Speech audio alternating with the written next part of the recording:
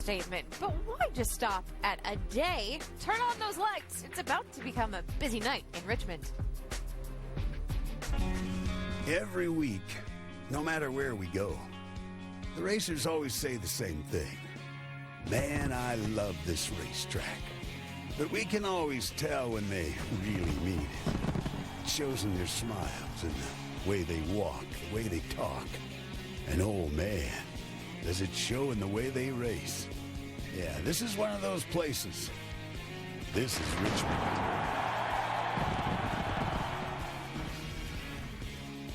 "24 races into the season and 4 drivers are separated by 37 points. And tonight, 43 drivers will start out separated by this 3/4-mile track, though I don't think they'll stay separated for long. Elliott Sadler is looking for a bit of separation in points from Ricky Stenhouse Jr. Sadler's championship lead currently stands at 12, but keep in mind, of the 5 short tracks this season, Sadler has won at 2 of them. 1 week ago, Travis Pastrana led for the first time in his Nationwide Series career. 1 week later, he is inarguably one of the best cars the series has to offer, the 60 car of Roush Fenway Racing. But is Pastrana ready for the expectations that come with that car? You be the judge. He starts 5th. And we're happy to continue our coverage today from Richmond with NASCAR Nationwide Series Countdown. Welcome to our home. It's the ESPN Pit Studio on Pit Road. Inside, I'm Nicole Briscoe alongside Rusty Wallace, Brad Doherty, and Ray Evernham. You know, this track is a good opportunity for a lot of drivers. They feel at home at Richmond. Why? Because this is the kind of place they cut their teeth. This is where they start. You hit the nail on the head, really. You really did. This is an exciting racetrack. It's only 3/4 miles in length, and all the short track drivers just love racing in Richmond. Every time they get to come here, they talk about it all year long that they're going to do this race. Because this race will make champions. It'll make heroes. It'll make people so excited it's unreal. Now, not only with it being an opportunity race, it's a night race. And at nighttime, there is so much excitement, so many wrecks that not only do the drivers love it, that don't get into it. Yeah. The fans at home really love it too. So this is one of my favorite places. You're absolutely right. We talked about this a little bit last week, but once again, going to give NASCAR kudos because they made these drivers decide 2 seasons ago which series you were going to chase a championship in. So now we have great opportunities in this Nationwide Series. So tonight we could see someone, a Nationwide Series regular, go to victory lane. That's exciting. And going back to the younger guys on it's a good track for NASCAR to observe these guys too because it is a big short track, high speed here, close racing, and they get to race with some Cup guys. So a good way for NASCAR to observe guys. And thank you for letting me make that transition very easily because there are a lot of newbies in the field tonight, drivers who are making just their second ever start at this particular racetrack, or in the case of a Ty Dillon or a Darrell Wallace Jr., Shannon Spake, they're making their first ever start at Richmond. Darrell Wallace making his first start since Iowa here tonight. Now, when I asked you at Iowa what your goals were, you said it was to finish better than your previous race there. You don't have anything to base Richmond on because you haven't been here in the Nationwide Series. Right. So what's your goal here tonight? We're gonna use that. I'm gonna use that. Use better than 7th this time. So our car is good enough. I'm kind of bummed out right now over qualifying, but I know it's not where you start, it's where you finish. But you know, I just want to thank Dollar General and all the DG guys for working their tail off today to get me here. So. We just had a talk with Kevin, and he was like, the car is good, you're good, so don't worry about this, and we'll go to the front. So I'm excited about tonight. I think we'll have a good run and hopefully land something out of this. Better than 7th is his goal for this evening, and he rolls off 20th. Well, the list of drivers making start number 2 at Richmond is almost as interesting because it includes a driver who went one and done in the spring. That would be Kurt Busch. It also includes 2 guys who came here in the spring and 1 car and are now back in another. Dave Burns. Nicole, last week, Travis Pastrana's official calendar did not include anything for this week, and yet tonight you start 5th in a Roush Fenway Ford. What are your expectations? Just really excited. I mean, last week was really a breakthrough, weekend, and just working on what we're going to do for next year. I called up Jack and said, "Look, I'd like to have a shot at the car. What are you doing this basically a week and a half at the time?" And he's like, "Oh, we could put it together. Are you serious about racing? Are you serious about doing this full time, stopping the other shenanigans?" So look, I want to be a NASCAR. I want to be in, and you guys been the top team. So they gave me an opportunity, and we've been doing all right so far. What a great conversation. What a great opportunity for Travis. Let's go back to Shannon. Danica Patrick rolling off 24th here tonight. I know that was not the qualifying lap that you wanted. So, at a short track, how does that affect your strategy? I think you definitely have to go on the start. It's going to be important. It's not the easiest place in the world to get through lap traffic, so I'm sure there's a little bit of time, but it's going to be important to go. It really is. You know, we just need to stay on the lead lap, make it to the first yellow, and help our car. I'm sure there'll be something wrong with it, and but I think it's going to be important to go on the start. So, and then I just cross my fingers that it's really consistent. I think we got the GoDaddy car a little bit better at the end of practice, but we didn't have a great qualifying run, so we're going to have to make up for it. But then again, the last time I started in the back on a short track, it ended up okay. So hopefully we have the same thing happen. Danica Patrick making her 50th nationwide start here today. Yep, in those 50 starts, we've seen Patrick in the top 5 once. We've seen her in the top 10 5 times. But she has the best ever finish for a woman, and she's led more laps than any other woman. Oh, I don't care about that. She's a heck of a racer. She's doing a good job, a solid job. I will stick by what I said at the beginning of the year when I think about Danica Patrick. I'm going to allow her to unfold and learn in this nationwide series. I'm avoiding all the hype that we've heard all year long, all that nonsense. She's getting better in this nationwide car.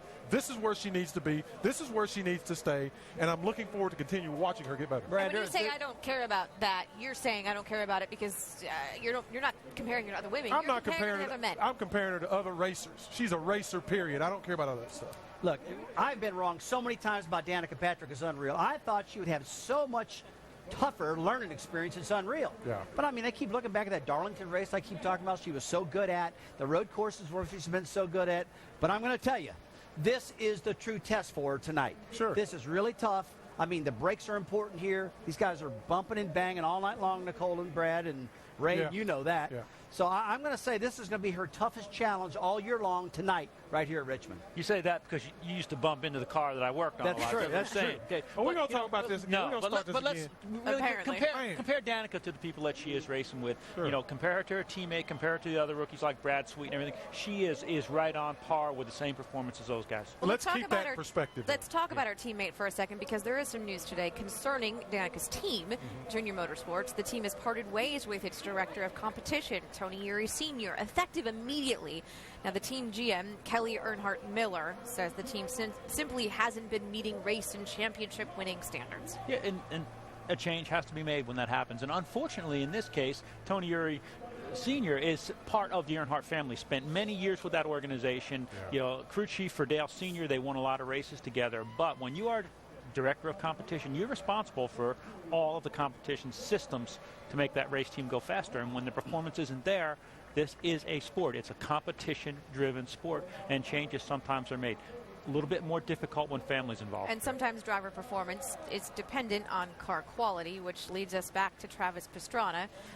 He's in that 60 car. He qualified 5th, so you could make your judgment just based on that. But Rusty, you've been saying all season long it's hard to judge him because he's been in the 99 car, which isn't the best.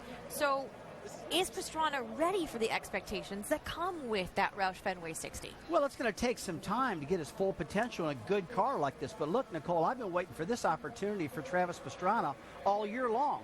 Look, the 99 car he's been driving, it's a pretty decent car, but it's not near as good as this particular car, the 60 car of Roush Racing. This car, Carl Edwards drove it. He's been flat flying. I've been dying to see what Travis Pastrana is going to do. And when I rolled into the racetrack this morning, I looked up the board, and Travis Pastrana was P1 on the board. Yeah. Fastest guy here, and he's qualified 5th. So look, I do expect a good run out of him, but he's not going to get his potential just one race. No, that's not fair to him at all. And once again, almost like it's a lot like Danica Patrick.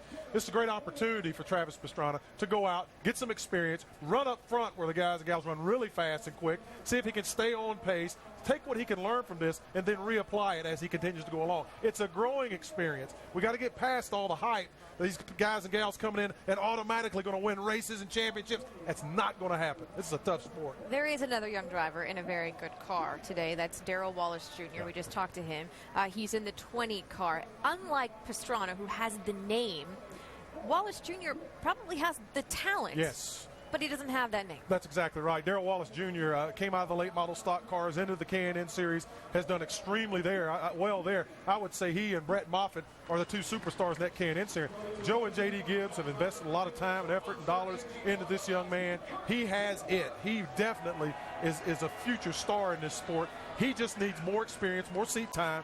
He'll do very well tonight, and every chance he's getting this opportunity to get in this Nationwide car, he's done very well. The key word that you said there was it. There's just something about this kid. He's got that X factor, whatever they've got. He's got the whole package, and he speaks well above his years. He acts well above his years, and he's confident in his race car. This kid does have it, Brad. He starts 20th. Now, when we were here in May, there was another driver we were talking about having the it, that talent, and that was Ryan Blaney. He made his Nationwide Series debut in the 36 car for Tommy Baldwin Racing. Now, a few months later, we're back. He's in the 22 for Penske Racing, and again, it's one of those things with results. He finished 7th in May. Come expectations. Plus, he's in a really good car. Well, you talk about an opportunity race. We saw Ryan Blaney for the very first time right here at Richmond. He went on the Darlington, he had a big wreck, but right here at Richmond, it woke everybody up. And Team Penske took a look at this kid, took a snapshot, and said, I think he's got some talent. They put him in this car and said, go, Cat, go. Let's see what happens. When you jump into the fire of professional sports, the two biggest words are potential and expectation. And I'll tell you what, they can be the albatrosses for a lot of athletes. That's what Ryan Blaney, that's what Darrell Wallace Jr. You see what's happened to Danica and Travis. You got to be really careful and give these guys and gals enough room to ply their craft. You have to be able to manage expectations. That also happens in college football, by the way. And tomorrow on ESPN, Texas A&M makes their SEC debut from home of the 12th man. Kyle Field, new head coach Kevin Sumlin, looks to make a major statement as the Aggies host Muscham's 24th ranked Gators. Number 24 Florida takes on Texas A&M tomorrow at 3:30 on ESPN. You can also watch that live on Watch ESPN, presented by Cars.com. And when we come back, sometimes change is a very good thing. Sometimes change can light a fire under a driver or a team. But what about change in the midst of a championship run? That's the change facing both Elliott Sadler and Sam Hornish Jr. So is change a good thing, or is change a momentum killer? That is coming up next. Ray, you think I got it? You got it? You had it. I don't know what you did with it.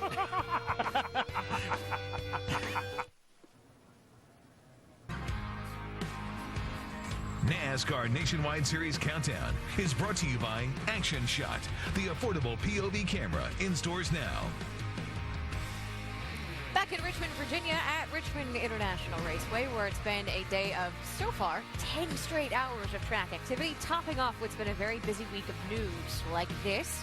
Elliott Sadler won't be back in the two-car next season. He says sometimes the stars just don't line up. So Sadler will be moving away from Richard Childress Racing in 2013, and he said earlier today he is in talks with several Nationwide Series teams.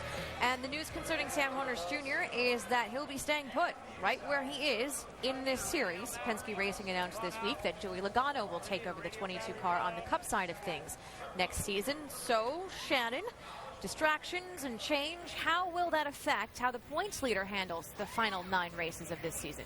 Well, let's find out. Nicole just mentioned the news this week, obviously moving on from RCR next year in 2013. How do you think that that's going to affect your run for this championship? That's a good question. We've gotten that a lot today, but it's not going to affect us at all. You know, Richard's a heck of a car owner, a great man, and is going to give me everything we need to be successful, just like he has all season long. I got an awesome race team. A lot of guys on my team have never won a championship. I've never won a championship at this level, so that's easy enough to stay focused. You know, we're in the title hunt. 12 points ahead. We got 9 races left to go.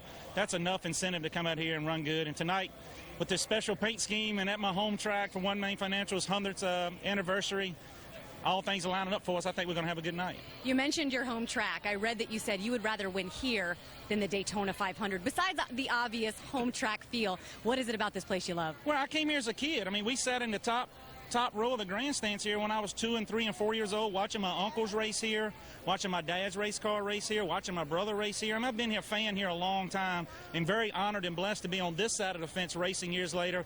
I've gotten close a few times to a win. I think we've got 2 or 3 top 10s in a row here. We got a really good car. Didn't qualify like we wanted to, but my car is really good on the long run. Richmond has a lot of long runs, even though it's a short track. Anything can happen. Hopefully we'll be there at the end and make it come true. And now he is on this side of the fence with his own son, Wyatt. Dave? Shannon, let's start with Sam's news of the week. Sam, what was your reaction when you found out that you would not be driving the 22 Penske Cup car next year? Well, I probably found that out a little bit before the rest of you did, but when the news came out, I actually was testing, and one of my daughters had a little bit of the flu this last weekend, and I was lucky enough to get it. So we were just kind of having an all-around not very good day. But not anything I can do about that. Just focus on finishing out the year strong, doing the best that we can, not only over here on the number 12 Alliance Truck Parts Dodge Challenger, but also on the Cup side, the Shell car. But it is what it is. I'm just trying to keep my head up, keep moving forward. You have a championship to win here in the Nationwide Series. What are your expectations tonight? This is one of my favorite racetracks. I try not to play favorites too much, but this kind of fits in all the things I like: short track, flat track, different on both ends. So Richmond's been a place that's been pretty good for me. Feel like we've got a good car. Just need to do the same thing that we've been doing over the past 10 weeks or so, and that's just taking care of the car, trying to get top 5 finishes and doing things like that. Good luck tonight. Sam Horner starts 4th. He is our in-race reporter. If you'd like to join the conversation, log on to ESPN.com and search in-race reporter. It's Sam, Nicole. Thank you, sir. Is there any way where being passed up for the Cup ride could actually motivate and make Sam Hornish Jr. better? Yeah, I think it could, simply because of the distraction going away. He has to answer these questions that we ask him week in and week out. And I tell you what, I thought Sam Hornish did everything that he possibly could within his power to give himself an opportunity to have that Cup ride. And I'm really surprised that he doesn't. But now he can focus solely on winning this championship. Look, I got to tell you, what I'm about to say is probably controversial, but I don't care. I think this was a major mistake. Yeah. I think Sam Hornish has done a great job. I'm disappointed in Penske Racing for making this decision. I think it was absolute sidestep. This guy right here, Sam Hornish, is fantastic. He should have stayed in that 22 car, and everybody in this garage area has been saying the same thing. I'm disappointed. Joey Logano's a great guy, no doubt about it. But this guy deserved the chance to stay in the 22. I totally disagree with Roger Penske's decision. Sam Hornish Jr. obviously has the support of his team. What about Elliott Sadler now that he's moving away from RCR? Well, if you listen to Elliott, everything's fine. Yeah, everything's great. That may not be as amicable as a split. It just amazes me. It's the second time this year that we have seen the points leader say, hey, I'm not going to stay. Yeah. Now, behind the scenes, my understanding is Richard Childress did not really expect that, expected Elliott to stay, and the sponsor may be leaving as well. So I think that parting might not be as amicable as what went on over at Penske Racing. So let me see if I can explain this right. You've got Elliott Sadler now in what we could consider a lame duck situation, and you've got the defending Nationwide Series champion, who is not only on a bit of a roll. He won last week. He's on the pole tonight. Is it fair to say Ricky's smelling some blood in the water? Yeah, I would say so. And he is strong here tonight. Obviously, loves this racetrack. He will put some serious heat on Elliott Sadler tonight. We could see a big shake-up in the points here tonight, without question. Race fans, remember to check out Race Buddy. It's enhanced coverage for selected Nationwide Series races with more cameras than ever. Log on to NASCARNationwideSeries.com/RaceBuddy. And when we come back, speaking of sharks, there are 3 of them in this race today. Sharks in the form of Cup Series drivers who tend to do pretty well in this race. But the big question is, will history repeat itself tonight? That is the question we'll try to answer coming up next, when we also try to find Brad's Kid Factor, where you lost You ever notice Race Buddy wears Timberlands?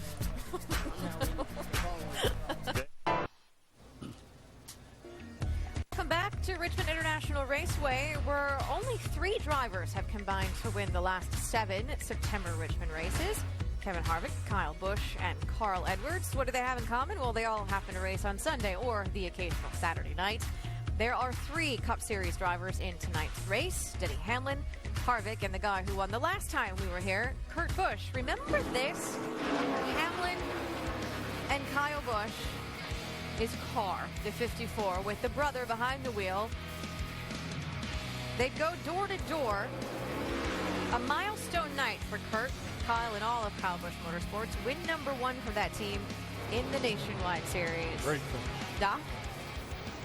Yeah, when the checkered flag waved back in April, you were celebrating, and younger brother Kyle was in tears. First win for KBM. What do you remember most about that night? What I remember most is Kyle. That shot you guys just showed is him, as the owner, but as the 12-year-old going to the ballpark. It was the coolest thing in the world for him to see what he put together and have it win right away. And for us, we expected more of that this year. And here we come back to Richmond. We haven't won yet, so we're hoping for good things tonight with the Monster Energy car. Hey, good luck to you. Thanks a lot, Doc. Kurt Busch rolling off 17th tonight, trying to do it again here in the fall.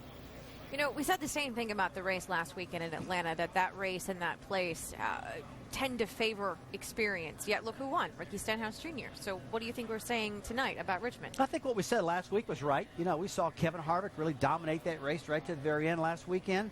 But right here, a track like this, Denny Hamlin, you know, Kevin Harvick, Kurt Busch, guys like that have been notoriously really good week after week at this racetrack. But I'll say the same thing I said last weekend. These nationwide-only drivers are getting better and better and better. And the Cup regulars, they're concerned about the nationwide regulars. The regulars have got more reps in the cars than the Cup guys do. So do not be surprised if you see a nationwide regular win tonight. Sure. Do the experienced drivers have a better chance at success because they're not afraid to use their bumpers, a la June 1998? There was this little I understand. battle Let me tell you what happened here. Was it on 2 cars? It wasn't a bumper. Yes, sir. Bumper. He drove right inside of him. It wasn't no bumper. No bumper. Get him, What was that? What was that? That was that right there. That was one of his 6 wins. That was called Boys Have At It. Yeah. That's called Mama Needs Some Shoes. Okay. All right, Mr. Boys, have at it. Hey. You won here 6 times. So who are you picking to win tonight? Austin Dillon's going to win the race tonight. Why? Because the guy wants it really bad. I talked to him today. He's jacked up. I picked him to win the pole. He's second. I got close. You did get close, but I got first. And my man, Ricky Stenhouse Jr., if he keeps the wheels on it, he will win this race tonight. And me and you, we ain't on the same team no more, but I'm going with Ricky Stenhouse because I talked to him and I said, Ricky, tell me 3 things you need to win this race. And he's got all 3 of them. He said, I need a fast car, good drive off, I need good track position, I got the pole, and a water bottle. So that probably means that Sam Hornish is going to win tonight. When I need a break from you 3, I just keep a spare one just to be on the safe side. I find that interesting because we just said that the last however many races have been won by Cup Series drivers, yet you 3 all pick nationwide series drivers. But if these guys have the luck they need, it's going to be Harvick, Hamlin, or Kurt Busch. Probably they should be winning this thing because of the experience they do have. We'll see what happens. All right, when we come back, not only will Marty Reed, Andy Petrie, and Dale Jarrett get you closer to the green flag under the lights in Richmond, they will tell you why we might need to see of that a la 1998 bumping on the track. We'll tell you why this track is a driver's favorite and why it's not exactly easy for guys like Travis Pastrana, who've only been here one other time. That is next. Do not go away. I wasn't driving. The spotlight does something to people, doesn't it? It transforms them. Makes them walk a little taller and act a little braver. Okay, maybe a lot more. So just imagine what happens when there are dozens of spotlights on all at once. Like 3/4 of a mile worth. Well, you don't have to imagine it. It's happening right now. For the 58th time, the NASCAR Nationwide Series visits Richmond International Raceway. You know, Richmond is one of the 6 active tracks that were on the original schedule for the series back in 1982. Now, Cup competitors have won the last 16 Richmond races, but remember what happened last week at Atlanta? The last lap pass by Ricky Stenhouse Jr. to take the win, and guess what? He picked up right where he left off. He's on pole. What we're going to do now is go trackside for opening ceremonies. Ladies and gentlemen, at this time, we ask that you please rise and remove your hats as Pastor Joe Ellison from the Virginia Christian Alliance offers tonight's invocation. Let us pray. Eternal Father, we thank you tonight for this sport that we love so much, NASCAR. Lord, we ask you to protect each and every driver.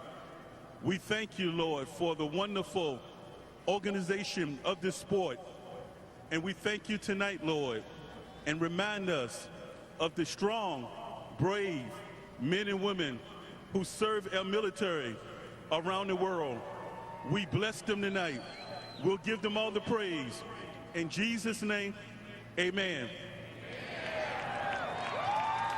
Please remain standing as the Surrey County High School Junior ROTC Color Guard presents our nation's colors.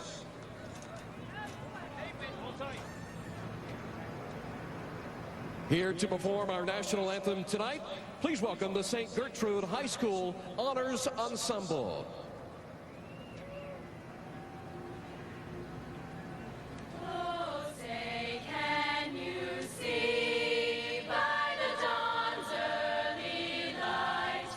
What so proudly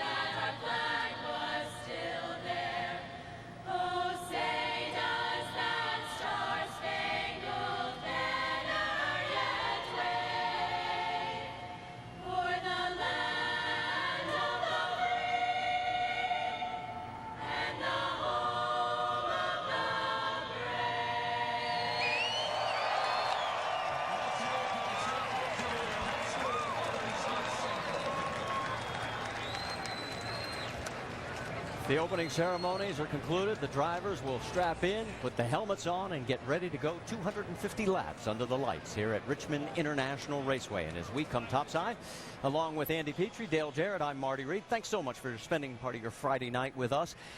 One thing we didn't talk about during Countdown, how does the driver drive this race and attack this track, and then how does a crew chief strategize it? Well, Marty, exactly what you said. This is not a very long race, 250 laps. It goes by pretty quickly. As a driver, you have to be ready to attack. You can't wait around in trying to make passes. Might have to use your bumper a little bit, but you have to move forward, give good information to your crew chief, because you're not going to be on pit road very many times tonight. And you do have to attack it from a crew chief's point of view because of that short race.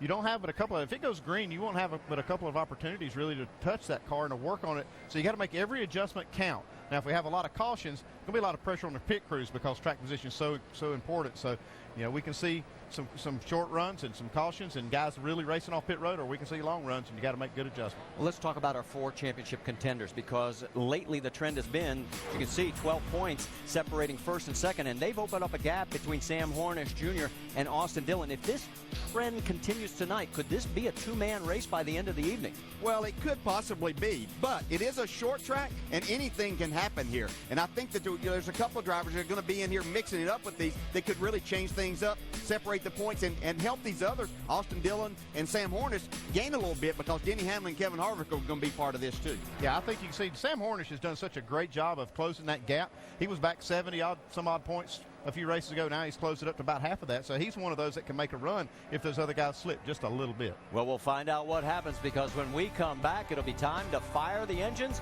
and go racing Friday night under the lights.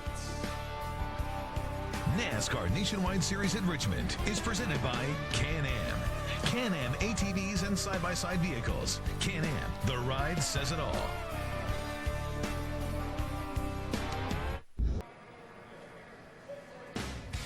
Well, welcome back to the NASCAR Nationwide Series at Richmond, presented by Can-Am. As you can see, the crowd still filing in. Drivers are in their cars. Let's get the latest update from pit road. Dave Burns, you're up. Marty, in April, Kurt Busch had a top 10 qualifying effort, a fast race car, and great pit strategy to put Brother Kyle's Nationwide team in victory lane for the first time by a nose. Tonight, he starts 17th, and he's in the same great race car. Kurt Busch and Team Busch could pull off the sweep at Richmond in 2012. Shannon Spake? Well, we all know how important pit selection is. I want you to take a look at some very interesting pit selection here at the top of the grid. You've got your pole sitter, Ricky Stenhouse Jr., in that first stall. Right behind the 6 is the 7 of Danica Patrick, and then right behind Danica Patrick is Travis Pastrana, who rolls off 5th. This could come out to play early in the race, because Tony Jr., crew chief for Danica Patrick, told me he will have her pit with the leaders if she's on the lead lap. Vince Welch? One of the top stories of this weekend so far here at Richmond in the Nationwide Series has been the performance of 20-year-old Johanna Long. Long works for a team based out of Warsaw, Indiana, just 7 members on the entire team. She qualified 8th for this race here tonight. She's a racer. She hopes to prove it this evening. Race fans, it's time for the most famous words in motorsports. Please welcome back former Washington Redskin and Virginia 529 College Savings Plan spokesperson, Antoine Randall L. Ladies and gentlemen, start your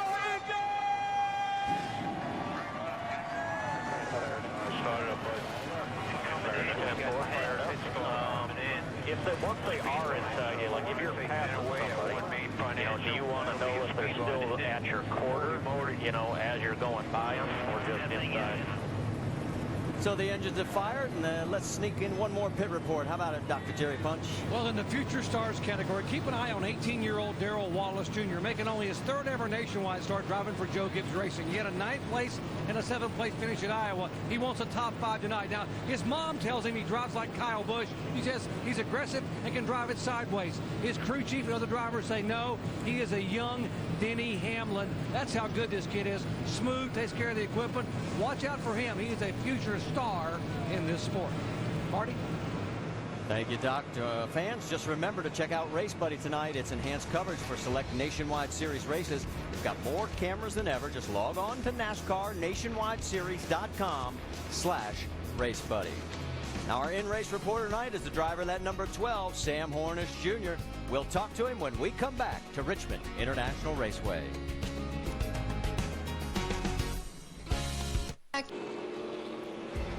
Cars have rolled out on the racetrack. Let's talk to our in-race reporter, the number 12 of Sam Hornish Jr. DJ? Sam, Dale Jarrett, the ESPN. You with us? Yeah, I got you.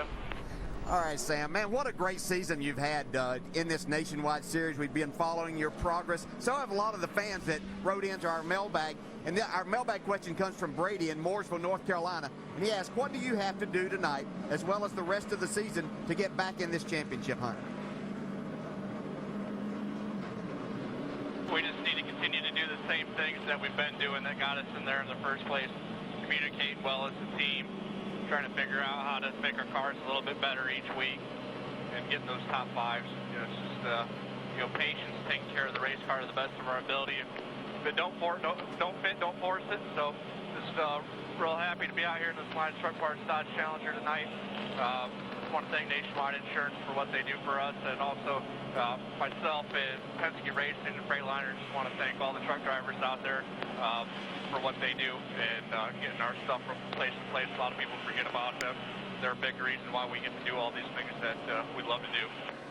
All right, Sam, thanks for talking with us. You have a great night out there. We'll watch your progress trying to get another victory here. Good luck. And with that, let's check our onboard cameras. We've got one with Elliott Sadler and the Chevy onboard. There you see Elliott. Austin Dillon with the Advocare onboard camera. Ricky Stenhouse, great view from the pole in the Ford EcoBoost camera. Danica Patrick with GoDaddy.com. We've already talked to Sam in the Dodge onboard. Denny Hamlin with the Toyota onboard camera. Kevin Harvick has the Goodyear camera tonight. And Ty Dillon has the Nationwide Insurance onboard camera. Let's go over the wall with Mark Hollywood Armstrong. Mark, quick decisions on pit road, critical tonight, right? It's extremely critical. When the caution comes out, or if it's a green flag stop, you don't have a lot of time to make the decisions of what you might do to the race car. And that can translate when we go over the wall what we have to do. You have to be able to make the adjustments that they call for, and you have to be able to make them right and get them done so your car can move its way to the front. And that's what we plan on doing tonight with the Monster Toyota. Guys? You be safe out there. Thanks, Hollywood. Thank you. Now, don't forget you can follow us on Twitter at NASCAR ESPN. The hashtag Pit Studio will get you to join in on the conversation. Lights are out on the pace car, which means we're going green next time by 250 laps. You said this is more like a sprint race. Yeah, you got to get after it in a hurry, and a fun racetrack. I think most every driver that grew up racing on short tracks likes this style of racing on this racetrack. Should be fun to watch here tonight. Let's show you the points as they start this race. 12 separating first and second, Elliott Sadler and Ricky Stenhouse. 32 back to Sam Hornish, and Austin Dillon is 37 points behind. What's interesting is the farthest back of those four starting is Elliott Sadler. He is starting in that 12th position.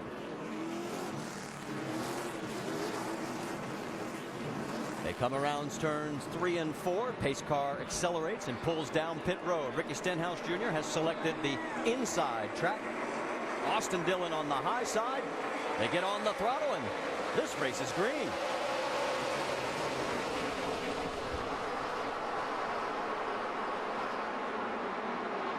Stenhouse spun the tires, and it cost him as he is in trouble of losing second place to Kevin Harvick.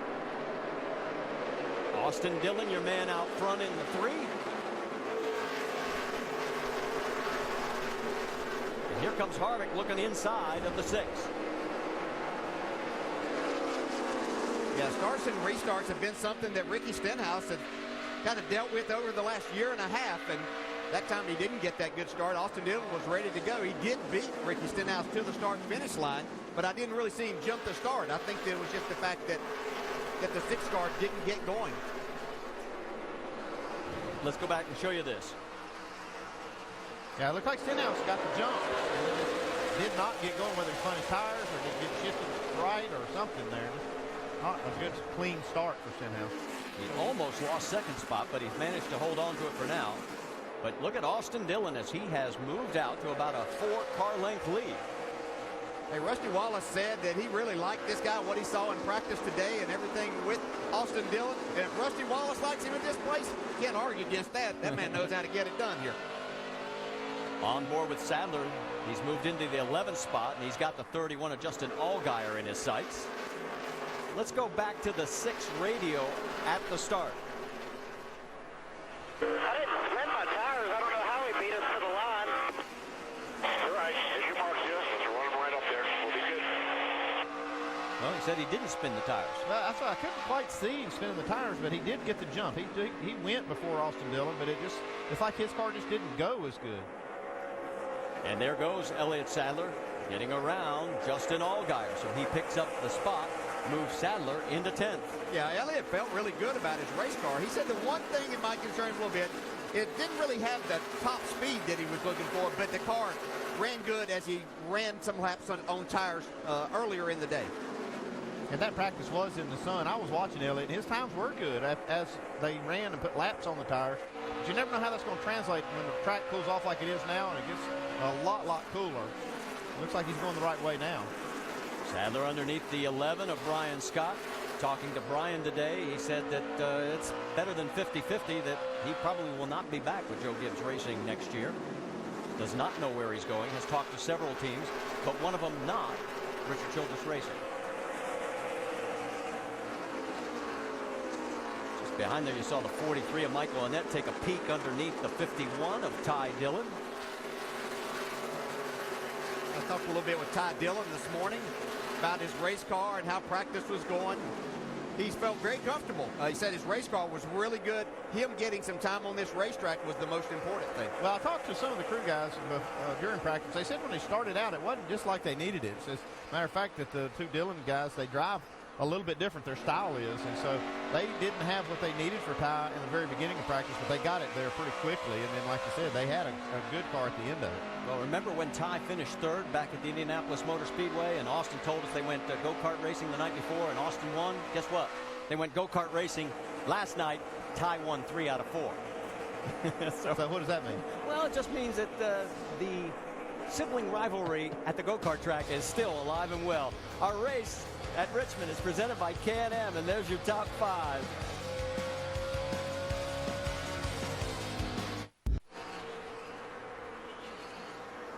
Back here at Richmond International Raceway, as you can see, we've had a lead change during the break. It is now Ricky Stenhouse Jr. out in front of Austin Dillon. Here's what happened. Just what happens on these short tracks as you start running up on the lap traffic. You're hoping that they're going to give you the break that you want to, and Austin thought that he was being given the inside to go around there, and that door was shut. Had to get out of the throttle. Ricky Stenhouse to the lead. That'll be 3 up top. That was Derek White in the 24 who had the moving chicane for the 3 car. You can see Kevin Harvick now in 3rd spot. A little bit farther back, we've got Sam Hornish Jr. and Denny Hamlin. That is your top 5. And in 6th place, Johanna Long in the 70. She goes through your screen right there. She is doing well tonight.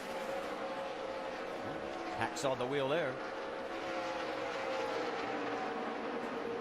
Speaking of Johanna, we're checking a tweet that was sent in by Jeff Burton. Here it is. Deserves a shot in a top 10 car. No disrespect to her current team. They just don't have the funding that the big teams have. Vince, you've got more? Well, they run RCR chassis. They've got ECR engines, but they have such a small team. As I mentioned pre-race, 7 employees on this team. They fly 4 people in to pit the car, and that's where they struggle at times during the season. Right now, she just needs help off the corner, but she's trying to ride right there so she doesn't burn off that right rear tire. She knows how valuable that's going to be later in the run, Marty. Like, if you watch where she's running right behind Denny Hamlin. If she's lost no more than a quarter of a second to him, I think that's a pretty good gauge of how she's doing. Yeah, actually, the last couple of laps, she's closed in on Denny Hamlin, so she's running faster. So she's not needing much help. But just talking about that funding and stuff, yeah, they might have the chassis and the engines, but there's so much more to this now with all the engineering that goes into it. She does a really, really good job. I mean, this young lady won the Snowball Derby. If you go down and beat the best short track racers that there are at that racetrack, it shows how much talent you have. The 20-year-old from Pensacola, Florida, right now, dazzling all of us, running in 6th position. Let's check in on the 60. because Travis Pastrana has his hands full with Kurt Busch as these guys are duking it out for 9th. Kurt Busch has made up 7 spots since the start of the race, and now he's looking to gain another one real quick on Travis Pastrana. I think Kurt's got a really good car. He just did not get a good qualifying run. Yeah, he'll be there before the end of this is over, trying to get that second victory at Richmond this year. But Travis doing the right thing there. Hey, there's somebody that you can learn from. As you're learning, get in behind a champion like Kurt Busch and see what you can do. But Travis doing a very, very nice job staying up in the top 10 here tonight. His first time in this Ford for Roush Fenway. And, of course, he was fastest in the one and only practice they had earlier today, so that sort of raised the expectation bars. How about it? What's the latest you're hearing, Shannon? Yeah, Marty, and he qualified 5th for this race. He told me after practice that the goal was just to get into his 60 car and see where he stacks up in a very competitive race car. The team actually didn't find out that Travis would be in this car until 2 weeks ago. He stopped by the shop on Tuesday.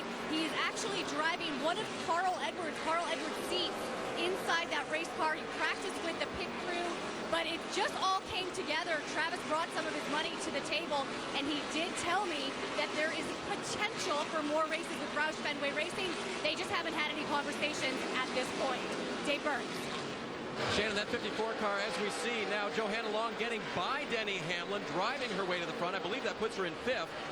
The 54 of Kurt Busch moving forward did not get the good qualifying run, but Mike Beam told me that was okay because the car was tight. And this track loosens up. How did they win in April? He said, we beat everybody by having good drive off the corner. You can't do that if you're too loose. And he believed that the car would come around for Kurt. He's going forward. As you can see, he's moved from 17th up to the 9th position. And you pointed out very nicely, Dave, that Johanna Long did get around Denny Hamlin, put her in to the top 5. Let's go back a little deeper in the pack, show you exactly what happened. Let's look at the 22 of Ryan Blaney. Cole Witt in front of him. Whoa, little contact.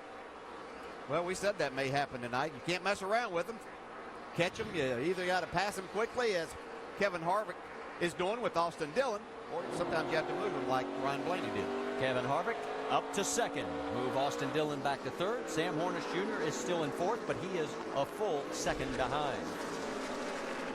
There's your top 5 here at our race at Richmond, presented by K&M. We've knocked down 30 of the 250 laps.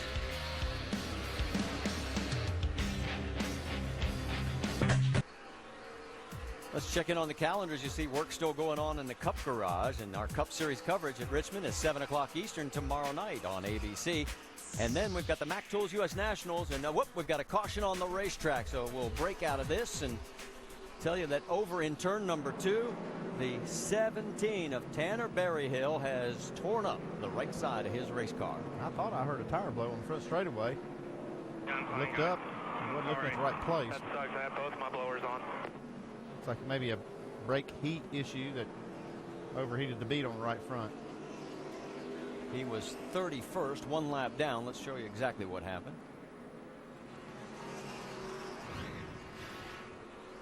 Oh, man. Yeah. Hard lick.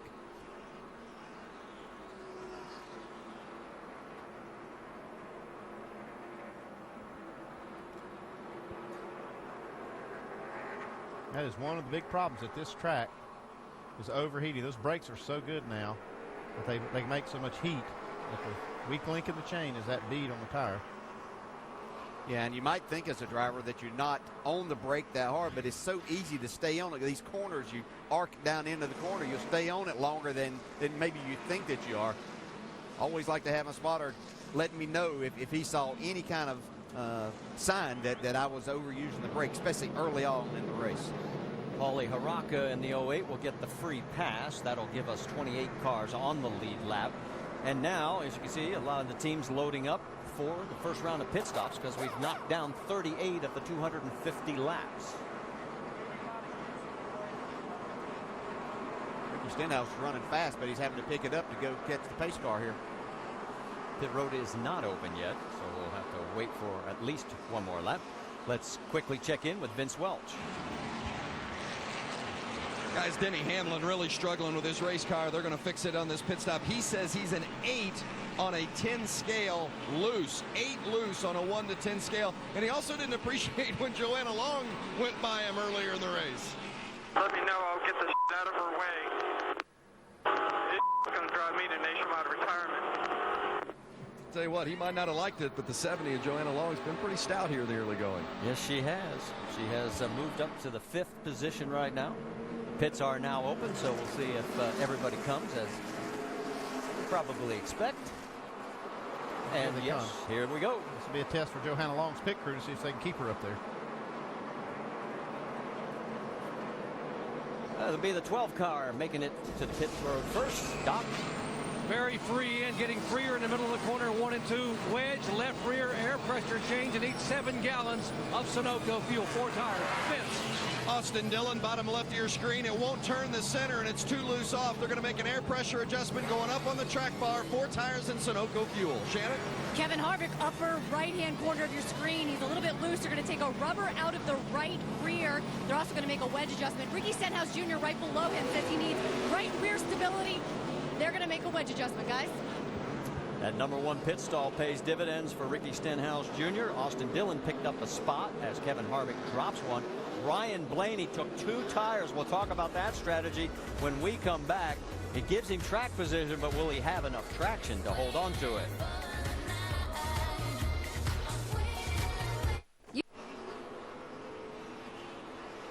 Primetime college football continues tomorrow on ESPN and ESPN2 at 7 on ESPN. The wounded Washington Huskies head into Death Valley to take on number 3 LSU and their massive and talented defensive line. And at 7:45, 2 of the top signal callers in the SEC East. Number 7, Georgia's Aaron Murray and Mizzou's James Franklin square off in an SEC showdown on ESPN2. Washington LSU at 7 on ESPN and Georgia Mizzou at 7:45 on ESPN2 tomorrow. And just as we finish that, we're getting ready to go back to Green Flag Racing with Ricky Stenhouse Jr., the race leader. Let's update you. Johanna Long's pit crew. They got him back out in 14th position. And on the restart, boy, Kevin Harvick right on the bumper. I'll tell you, Ricky Stenhouse's problem is going from 2nd to 3rd gear. He's not spinning the tires. Just when he's going from 2nd to 3rd gear, he had a problem right there. Managed to come out in the lead this time. Ryan Blaney in that 22. Remember, he only took 2 tires. Crew chief, would you have made that call? No, I wouldn't have. So far, it looks pretty good, but he was doing a great job before that caution came out, moving through the field. Has a fast race car. Came in 17th. He goes back out in the 6th position and already moving up. He is now running 3rd. There's the 3 of Austin Dillon with Sam Hornish Jr. and Elliott Sadler. Battle for the race lead. You've got Ricky Stenhouse Jr. on the high side in the 6th, trying to hold on to it. That's lap traffic in front of him. Harvick right there on the quarter panel. Harvick's just gnawing on that rear bumper of this 6th car of Ricky Stenhouse. That was Timmy Hill in the 41. He goes a lap down. Means we have 29 cars on the lead lap. On board with Harvick.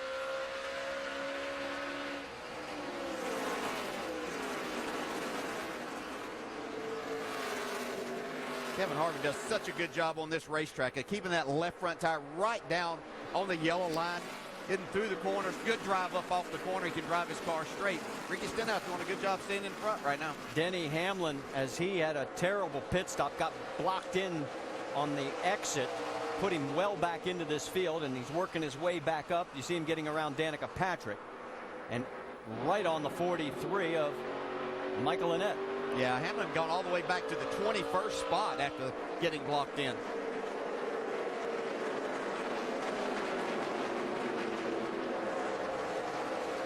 And it will be an interesting test to see how 2 tires work here early in this race. We thought that the track had lost enough grip that it might not be a good move here tonight. So far, it's working way better than I thought it would. I don't think he'd stay there anytime at all.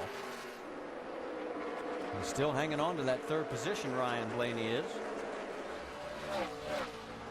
Remember, Blaney finished 7th back when we were here in the spring at Richmond. And these 2 have sort of pulled away from Blaney and Austin Dillon and Sam Hornish and Elliott Sadler. Let's go back and show you the pit stop of the 18 of Denny Hamlin. Show you exactly what happened.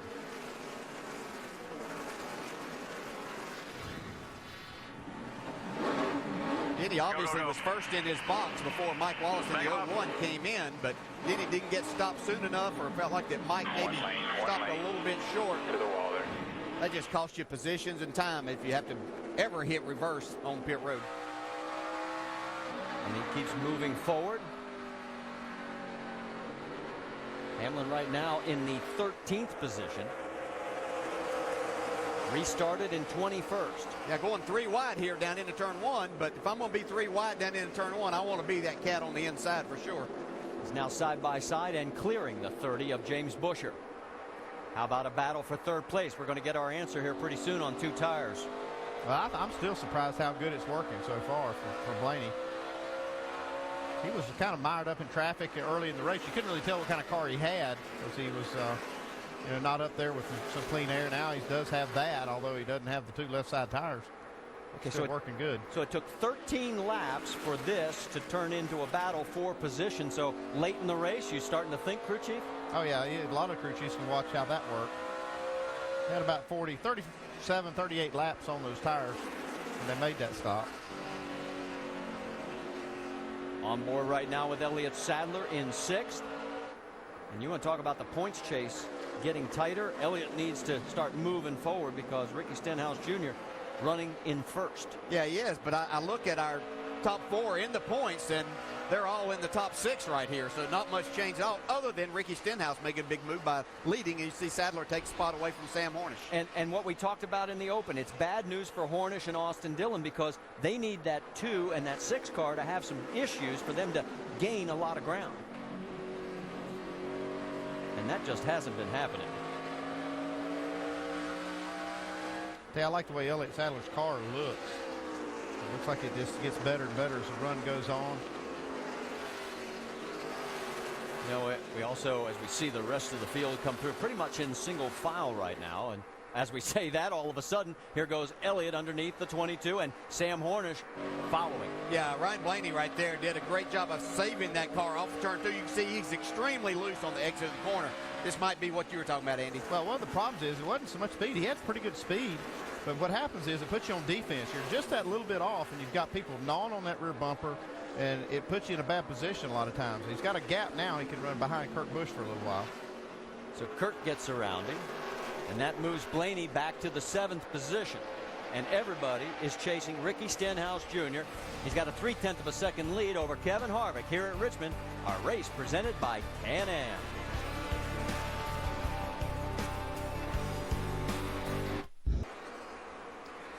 Oh, we've got a battle for the lead here at Richmond International Raceway, and you saw Kevin Harvick in the 33 get so close. Yeah, got a little bit loose getting down in on the inside of Ricky Stenhouse down in turns 1 and 2. Did a great job of not creating an accident there. That's what I love about Stenhouse, though. He's not going to give it to you. He's going to race you hard for every spot, and it doesn't matter what part of the race it is. He's just 100% guy all the time. Well, and if you were with us last weekend at Atlanta, this was exactly the way the race ended with these two. And you had an interesting observation. Yeah, it looked like Harvick was just going to ride behind Stenhouse, let him lead the most laps tonight, and then wait to the end of the race and break his heart like Stenhouse did to him last week in Atlanta. Ricky passed on the final lap for the win after Harvick led 151 laps. And right now, Ricky has led the most, 53. Austin Dillon, our other race leader, has led 14. Here goes Harvick one more time. Well, Stenhouse has to remind you a lot of when Carl Edwards came in to the Nationwide Series, just driving the car. Not that Carl doesn't drive hard now, but just, young, trying to get that experience, but just hard on it every single lap. And I mean that in a very positive way because Carl's obviously had a great career so far, but I think Ricky's going to be another one of those Carl Edwards type. That's Eric Darnell in the 40 as he is a lap traffic. He is the last car on the lead lap in 28th. Now he will go a lap down, and there's more lap traffic up ahead. Meanwhile, a little farther back, boy, Denny Hamlin's on a mission. That's a battle for 8th with Ryan Blaney. He's not an 8 loose on that meter anymore up to 10. He's got this thing pretty much what he likes now. Seen be able to make a lot of passes coming from that 21st spot after the restart up inside the top 10. That's the 8th position now. Yeah, that's what I was talking about when we started the show, is that he got a few opportunities to tune on the car. They did a really good job, and him giving that information of being that loose, they did a good job of making the right adjustment and making it enough. Kevin, yeah, he's got him pinned with the 41 of Timmy Hill, and changing the race lead. Kevin Harvick's going to take over the top spot. Yeah, I was going to say, the one thing makes Stenhouse so difficult is because Stenhouse drives into the corner so far, it makes it hard to get up beside him and take that spot away. Well, here at the Virginia 529 College Savings 250 at Richmond International Raceway, we want to remind you that you need to check out Race Buddy. It's enhanced coverage for the select nationwide series races with more cameras than ever. All you have to do is log on to NASCARNationwideSeries.com/RaceBuddy. And now that he has gotten past Ricky Stenhouse Jr., Harvick opening up a bit of room. Behind these two, we check in on the 20. There's Darrell Wallace. And there's Johanna Long. She is running in 17th. 18th is Darrell Wallace. 19th is Cole Witt. Johanna Long spent about 6 or 7 laps trying to get by that 88 of Cole Witt, and she leaned on him a couple of times with the front bumper, but really made a nice clean pass. And she lost a lot of spots on pit road, and then on in the traffic after the restart, lost a few more. So now she's trying to get them back. So with Joanna now shown in the 16th position, dropping a little farther back, you see that Danica Patrick, she is running in the 21st position. Started, as you can see, 24th. Ryan Truex and Joe Nemechek side by side right in front of her. She's got nowhere to go.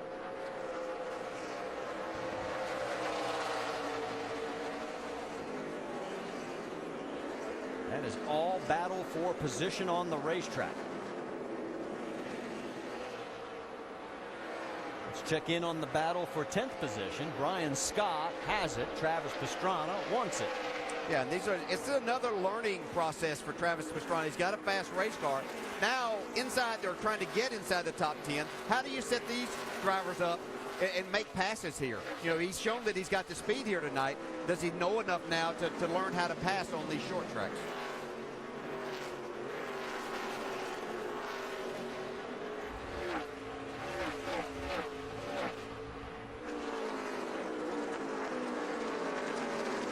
Scott opening up a little bit of room right now.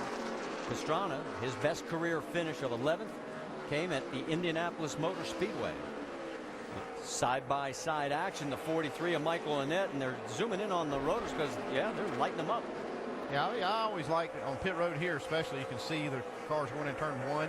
You can see how your rotors are glowing versus other cars. And we saw a tire problem. That's the only caution we've seen so far. Somebody had a brake heat tire problem. Let's check in with Dave Burns on that 43. During the first run, Marty, the car was very, very loose in and off the corner. So they put the track bar down and tried to help him that way with a little air pressure adjustment as well. But he has not moved forward. He's in the same spot he was when he restarted. On the right side of your screen, Travis Pastrana has caught up and is trying to pass Brian Scott, and he is going to clear him. That's a quality pass. You're exactly right. There you go. Yeah. Can't force it on entry. It's all on exit. That's what we were looking for. He's doing a nice job. He's not overdriving the corner, setting himself up. Just what his spotter there said.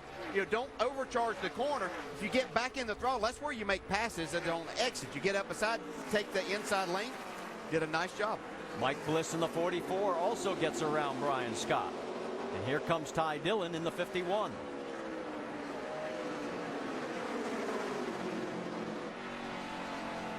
On board with Ty. Fresh off of that truck win last weekend down in Atlanta. Boy, what a great job he did. He's doing a nice job here tonight too, Dave. He is, DJ, and his crew is very impressed by the way he picks things up. He found something on that racetrack to win that truck race at Atlanta as he finds a way beneath the 11 car right now. Talking with the crew earlier, they said that one time during practice today, early, he went to Kevin Harvick and he said, Kevin, I need some pointers on getting around here.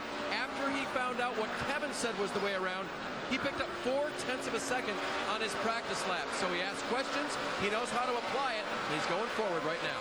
I'd have sent him back down there one more time if he picked up 0.4. Yes, sir.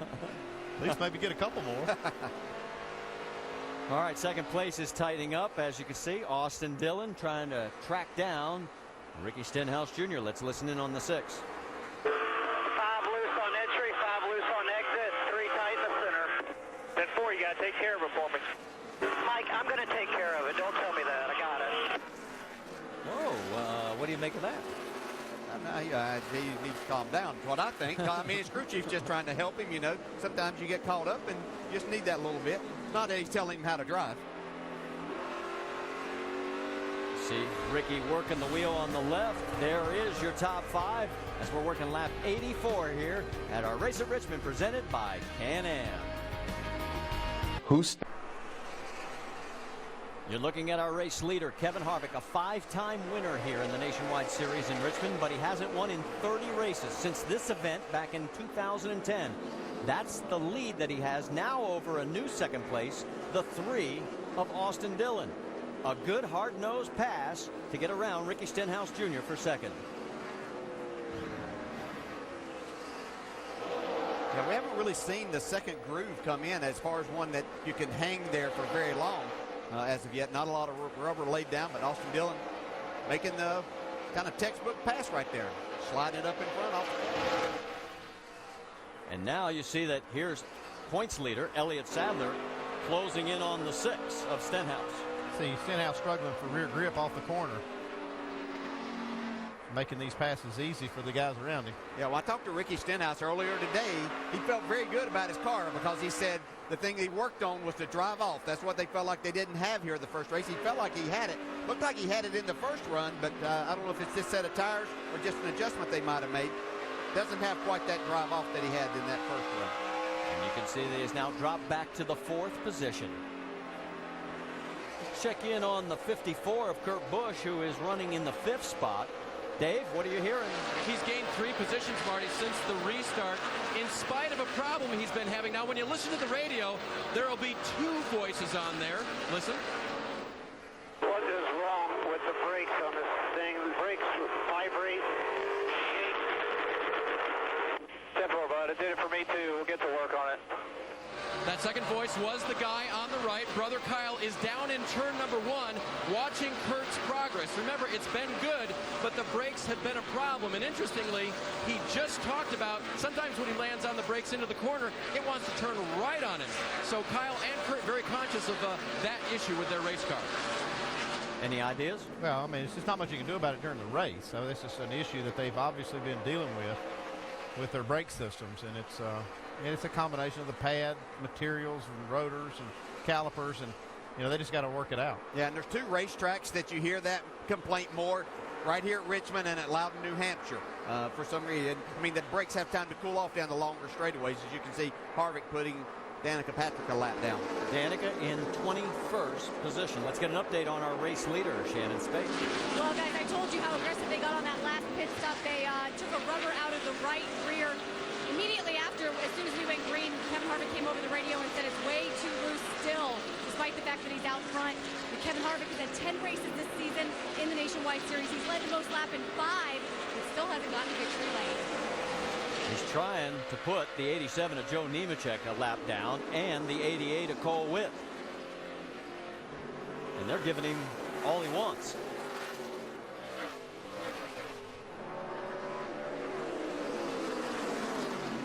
It's always tough on these short tracks. These drivers are trying their very best to stay on the lead lap or be that car that's the first car just a lap down in case the caution does fly. So it makes it tough for the leader.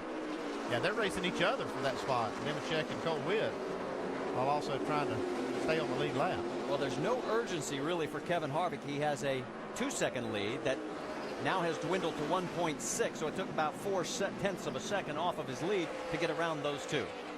Yeah, he'll get that back whenever the second place car of Austin Dillon gets to those cars because he has to go around them too. So now Ryan Truex is the last car on the lead lap. He is in 18th position, and everybody is chasing the 33 of Kevin Harvick. There's our top 5. Our race here at Richmond presented by Can-Am.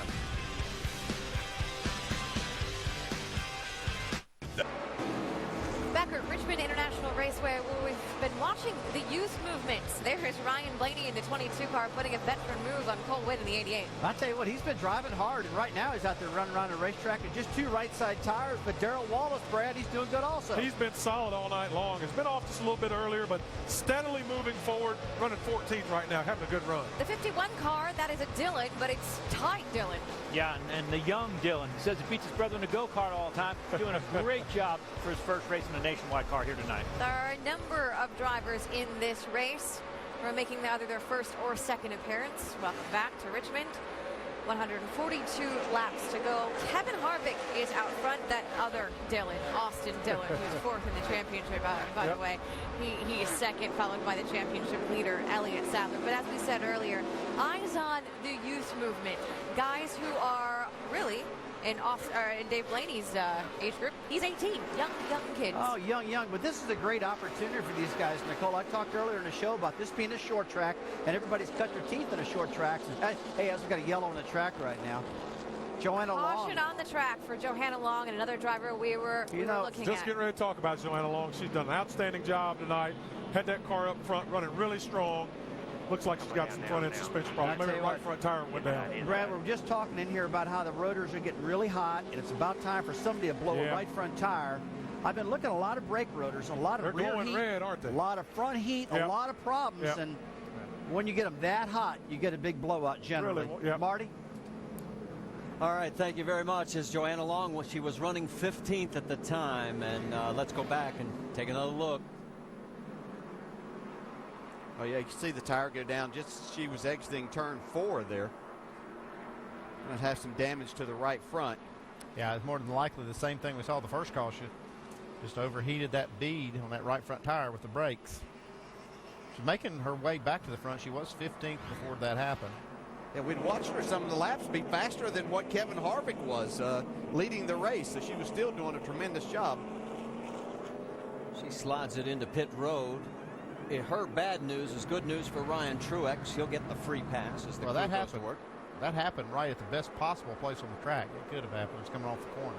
So she doesn't have a tremendous amount of damage.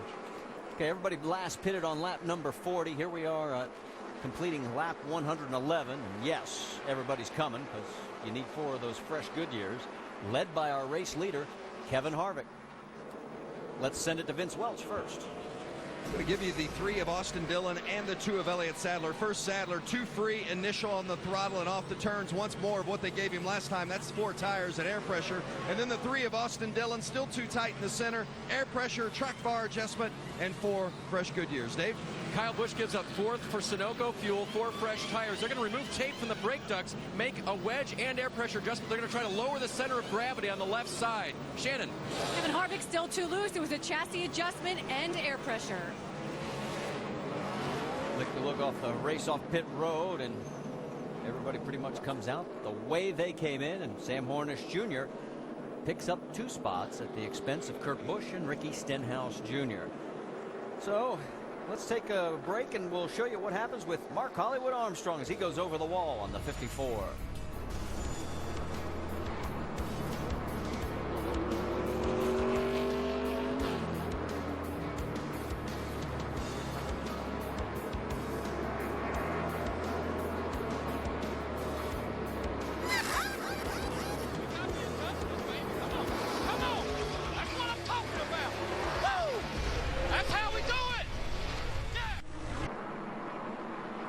Welcome back to the NASCAR Nationwide Series here at Richmond. It's presented by Can-Am tonight, and make sure to go to NASCAR.com for all your latest NASCAR information.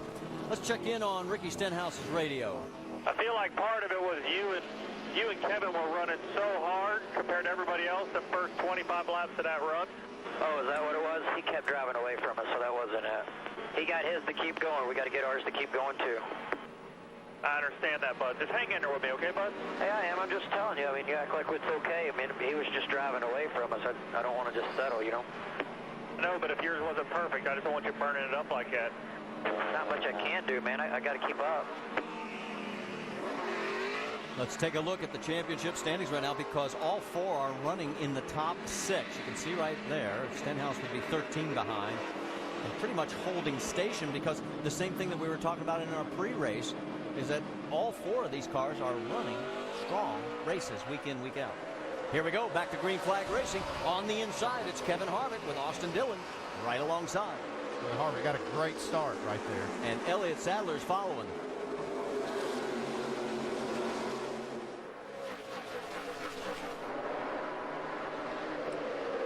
'54 also of Kurt Busch getting underneath the 3. You can see Denny Hamlin in that mix. He's making up a couple of spots there. Boy, a lot going on right here. Yeah, Ryan Blaney got so close to the wall in the 22. On board with Danica.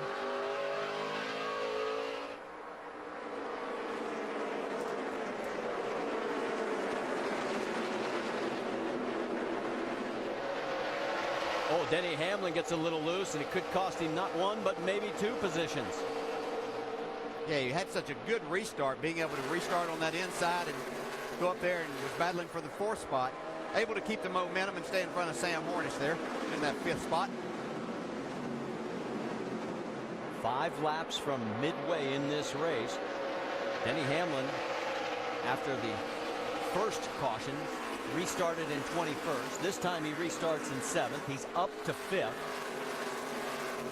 See Stenhouse there in the 7th spot. Back to what Mike Kelly, his crew chief, was trying to talk to him a little bit about. I mean, he and Harvick did set a torrid pace, and he was trying to stay in front of Kevin Harvick. And Mike Kelly was just trying to tell him, look, you know, maybe you're using up a little too much car and trying to make that happen. You know, Harvick's car might be able to do that right now. We might need to work a little bit, but that could have been part of the issue as to falling back there right at that point in time. Oh, yeah, I think when you hear that as a crew chief, Andy. Yeah, Mike Kelly's giving him great information. He's telling him what he's seeing from his spot, and Ricky can take it and use it for whatever he wants to. But I think he'd be pretty smart to listen to this guy. He's led this team to a championship, and I think he's a great leader. Yeah, I agree 100% with you right there. Well, the great night that Johanna Long ended with that second caution, and Dave has caught up with her. Yeah, crew working on the car right now. Not sure if you're going to get back out or not. Can you sum up the early part of your night and then tell us what happened? Well, we had a really good car. I was really pleased how everything was working. ML Motorsports with his King Park Chevrolet. It was on a rail at the beginning of the race. You know, we were passing cars, felt like we were really good. We were just a little too free, and I felt like I burned my stuff up a little too much, and I blew it right front. And I really hated for all these guys, and we had a really good run going. It just really heartbreaking. It's heartbreaking when you run that well, isn't it, guys? Yeah. I hate that for her because her car really was good. I watched a lot of the lap times when she was back in traffic. Her lap times were solid. Yeah, the pit crew gave up a few spots, and it puts you back there, and you have to use up so much car trying to get back to the front. Yeah, that's the key. I think that's exactly what you were talking about, Andy, as she was trying to make her way back forward with the fast car, probably using a little bit more brake than what she was really anticipating and thinking maybe she was doing, and unfortunately it created the tire failure. Well, there you see 3 of the 4 championship contenders, Austin Dillon, Sam Hornish, and Ricky Stenhouse Jr. running nose to tail. And if you're wondering where Elliott Sadler is, he's ahead of these guys. He's running 2nd. You see back there, Denny Hamlin is past Austin Dillon for that 4th spot and has his sights set on Kurt Busch right now. Stenhouse taking a look underneath.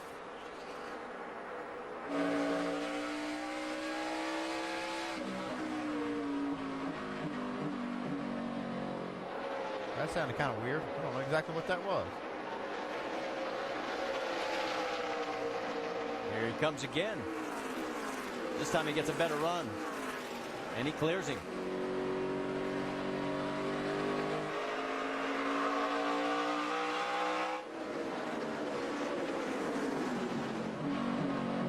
Same thing. Yeah, you hear it on decel. I'm not sure what that is.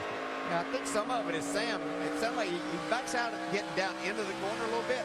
And before he gets to the center, he's using the throttle, I think, to help turn this race car just a little bit.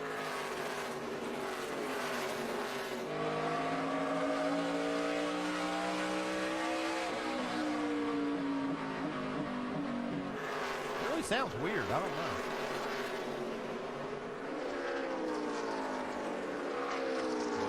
Dropped back about 3 car lengths now from Ricky Stenhouse Jr. Dropped back a little farther in the field. Check in on the battle for those cars that are trying to get in the lucky dog spot. Cole Witt has it.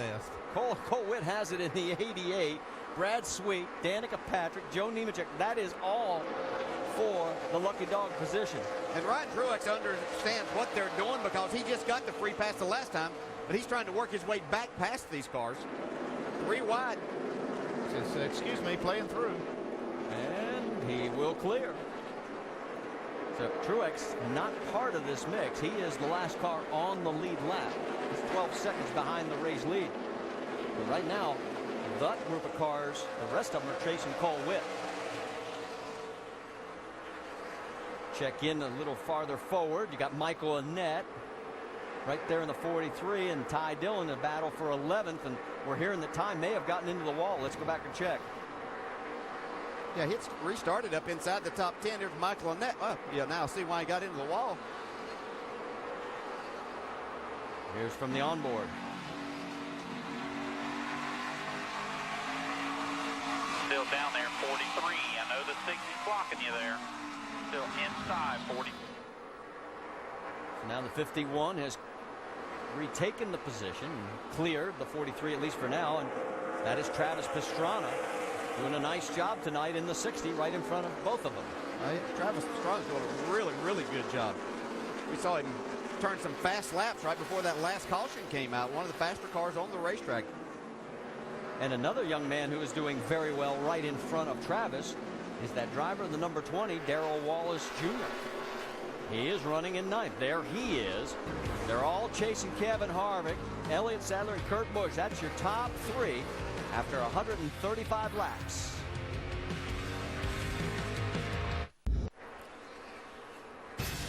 Tomorrow on ESPN, Texas A&M makes their SEC debut from the home of the 12th man in Kyle Field. New head coach Kevin Sumlin looks to make a major statement as the Aggies host Will Muschamp's 24th ranked Gators. Number 24 Florida takes on Texas A&M. It's tomorrow, 3:30 on ESPN. You can also catch it live on Watch ESPN. It's all presented by Cars.com.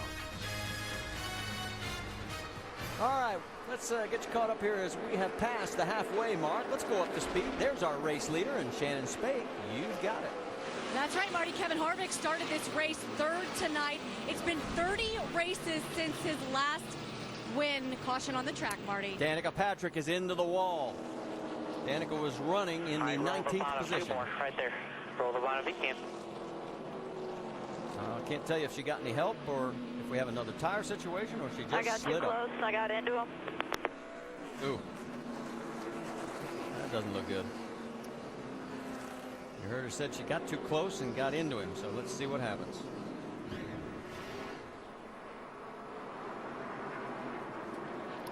Not quite clear. There's no place for Brad to go. As he scrapes the wall as well, but it looks like he was able to go on.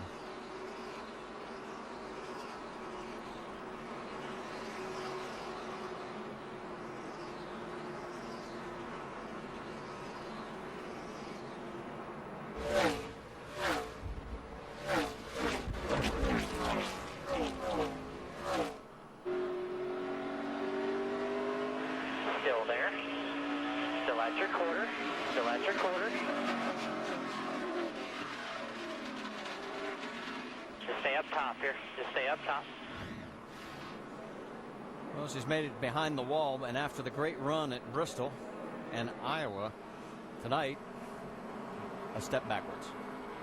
Yeah, and she was getting the information that the car was there, but with this front straightaway, kind of the D shape, you can see she looked in her mirror and she was probably continuing to drive straight, and that was just giving Brad Sweet less room as they went down the straightaway instead of her keeping the car turning to the left just a little bit. So a mistake on her part. You're going to do that.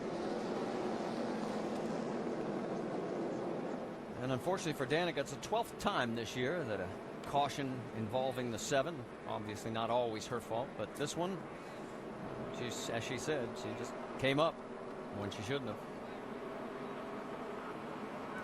This is our 3rd caution of the night. You know, 2 of our last 3 races here had 3 cautions for the entire evening, and that's the record for the fewest ever. So we'll see if that streak holds up. Let's check in with Vince Welch.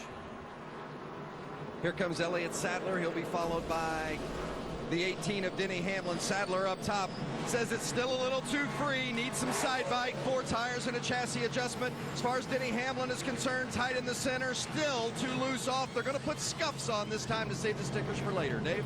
Third place, Kyle Busch has picked up 2 spots since the restart, and his car is a little bit tight in the middle. Wedge and air pressure adjustment. Shannon. Kevin Harvick says the car is still loose, but it is getting better. They made a track bar adjustment, 4 tires. They are 4 laps to the good if this race stays green. Race off pit road, and you saw where Denny Hamlin, boy, after being 21st after the first caution, here he comes out second. Austin Dillon, Ricky Stenhouse Jr., they each pick up 2. Kurt Busch drops 2. Elliott Sadler drops 4. And there's Danica Patrick still in the cockpit as they continue to assess the damage, as we'll take you one more time into the wall on a rough night for the 7 cars. Stay with us.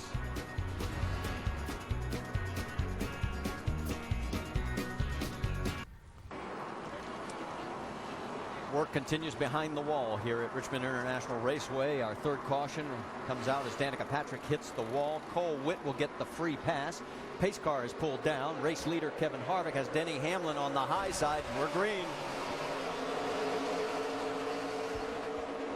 Kurt Busch taking a look down low.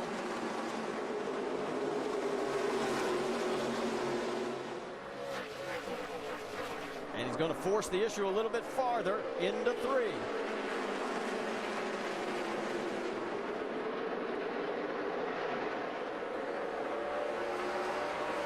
Harvick gets another good restart. You're on board with Stenhouse.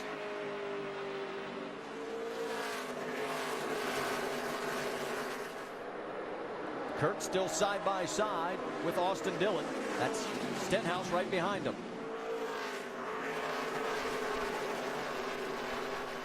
Meanwhile, Kevin Harvick has checked out again. Well, it's just a fast race car Kevin Harvick has once again tonight, just like he had at Atlanta last week. He could check out on the restarts until the last one. Kurt Busch finally does clear Austin Dillon, so move him up into that spot. Here comes Stenhouse taking a look underneath the 3. And Elliott Sadler trying to pick up the spots that he lost on pit road.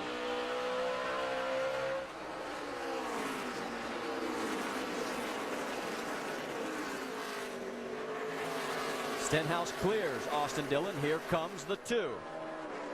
Yeah, you get hung on that outside like Austin Dillon has here, and you're waiting for an opportunity just to get back down to the inside. It's just not a second groove at this racetrack right now that you can be very competitive for very long. So Austin Dillon now drops back to the 6th position. Meanwhile, there's Denny Hamlin with Kurt Busch, and Kurt Busch has gotten around Denny for the 2nd spot. And here comes Stenhouse. Denny Hamlin still hasn't gotten this race car where he wants it tonight. Stenhouse looks like he's gotten his better, and certainly Kurt Busch. We've heard him talking about the brakes earlier on, but not holding him back too much right now. Oh, and the 12th car, Sam Hornish. For left rear tire, guys. Be ready for left side. Oh, and he gets hit a 2nd time. Nosed it into the fence and come back down the hill. Got hit in the right rear. Oh, man. Oh, that is Timmy Hill. Yeah, it destroyed his car. He just barely caught Sam. Couldn't miss him. I believe the 12 may have cut a left rear tire down, whether that was in racing action with someone got against it. Sam was running 10th at the time, and we talked about how he and Austin Dillon being 3rd. Spotter. Next time he does the block like that, I'm just going to wreck him, so then I save myself. All right, let's go back and show you exactly what happened.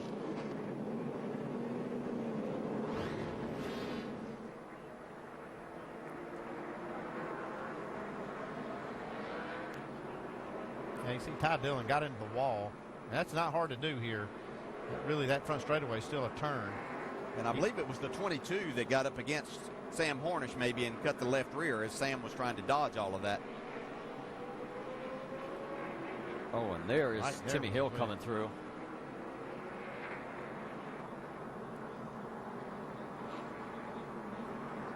See that left rear is down as he enters the corner.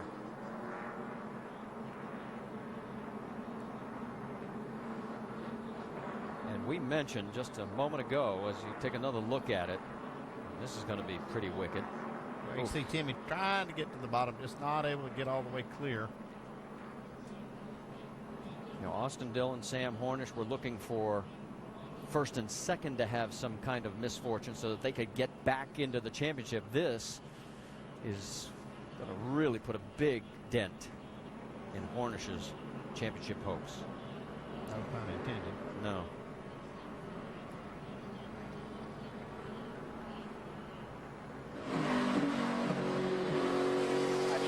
One outside. Outside. Clear.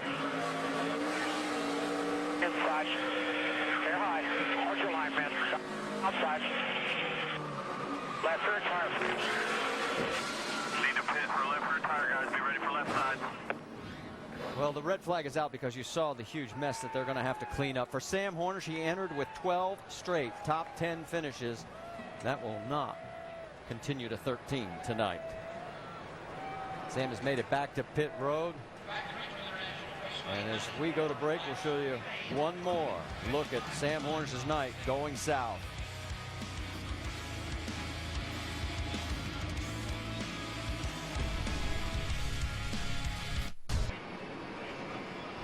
We're under a red flag condition here with 94 laps to go at Richmond International Raceway after a two-car incident involving one of our 4 championship contenders, Sam Hornish Jr. You can see that they're waiting for the red flag to be lifted before they can work on the car to try and get him back in. And we'll watch this one more time and watch the 31 because Sam was upset on the radio about this move. Yeah, Sam has a good run off of turn 2, goes down the back straightaway. He's going to try to get that inside lane, but you can see he gets blocked there. And that's what really starts outside. all of this. Is One outside. Outside. Clear. It was right there that as the 22 tried to dodge this, with his tailpipe, the exhaust pipe coming out the right side, got into the left rear tire. Need to pit for left rear tire, guys. Be ready for left side. So we're going to do something a little bit different. Instead of just doing our normal up to speed with Nationwide Insurance, let's do it with the crew chiefs. And Shannon, let's talk to Kevin Harvick. That's right. Ernie Cope calling the shots up here for Kevin Harvick. I know your car's fast, but you guys have been tuning on it. A little bit loose. What is he saying after the most recent adjustments? He said it's too early to tell in this last run. We've been tightening up. We've been fighting forward, bite off. He gets through the center really well. Just need more forward, bite off. Thanks, Ernie. You're welcome. Dave? Shannon, with Mike Beam now. Mike, obviously you guys are going to go to work hard in the brake department when you get home, but it still looks like the car is fast. You think he can win? You know, we're in a tough spot here because I think we could win if we make a long run, but with that brake the way it is the right front, I mean, it's just generating so much heat in the right front. You know, I'm just real worried to death right now. You know, it's going to kill that right front tire. When it goes to the brake, you know, it makes the car just really tight. So he's got to really be careful. We've been freeing it up here just to help that, but you know, we're going to mess around and hurt her drive off. I think we can win if the cautions go our way. You know, it'll help where we can keep tires on it. But you know, the way it looks right now, you know, I'm going to have to short pit here. You know, about 60, 70 laps. You know, it's about. I'd start worrying about it. You know, so just it's a terrible situation right now. I mean, Kurt's doing a great job. You know, just this brake deal just really hurts. Vince Welch. With Matt Lucas, the crew chief for Denny Hamlin, a 2-time winner here at Nashville. You guys have been working on the car all night long. That last pit stop, you went with scuffs over stickers. Why? Well, I think there's going to be another stop tonight. There's 100 laps to go basically when we stopped. I think we're going to want the stickers at the end. You know, we used the scuffs for a mock run in practice today. Unfortunately, we're limited on our tire sets, so that's what I've got to use. We used stickers, getting the car a little bit better earlier tonight, and scuffs is what I had left, so that's where we're at. We'll see how it pays off. Matt Lucas. Marty? All right, thank you. As you can see, everybody back out under the yellow flag now, and it was only just a little bit over 10 laps ago when everybody pitted, so we'll find out. Don't think there are going to be any takers, right, crew chief? No. Not now. So pit road was open. nobody really came, so we'll step aside quickly and get caught up on a few things and get ready to go back to Green Flag Racing here at Richmond.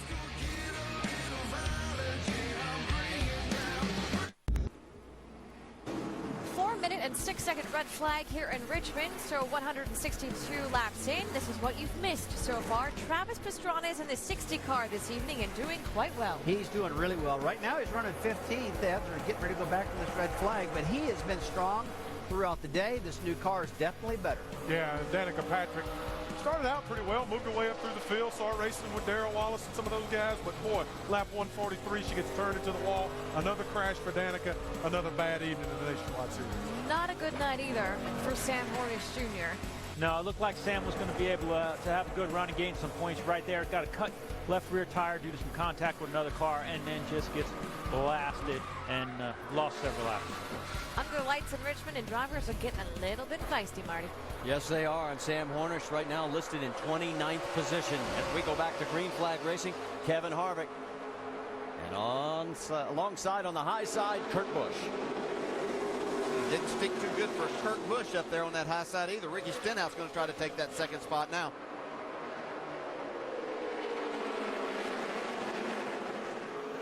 Elliott Sadler and Denny Hamlin right behind that first group. Kurt Busch got a big run off of the turn 4 that time to get up here to Harvick. And can he get enough momentum to carry? No. But he has cleared for second.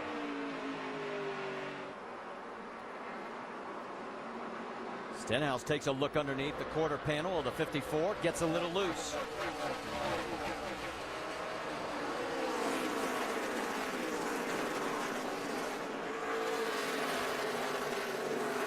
Ricky trying to clear, and does. So moves Stenhouse back to second. Oh, did you see the sparks on the 54 on the left side? And here comes Elliott Sadler taking a look on Kurt. So maybe that brake issue is rearing its ugly head already that Mike Beam was talking about.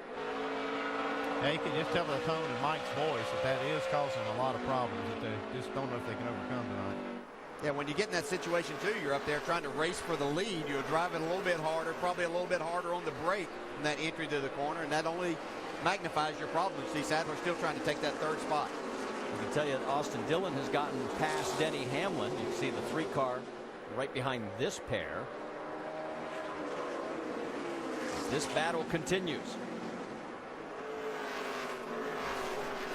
Let's get an update on that brake situation, Dave Burns. Well, Marty, one other conversation that Kurt had with his crew chief before we spoke with him was the way Kurt could sort of minimize the problem, and that was to let off early going into the corners. But DJ, as a driver, you're not really as aggressive as you want to be. You're rolling, so that's some speed maybe, but he said I had to let off a lot quicker in order not to have that be a problem.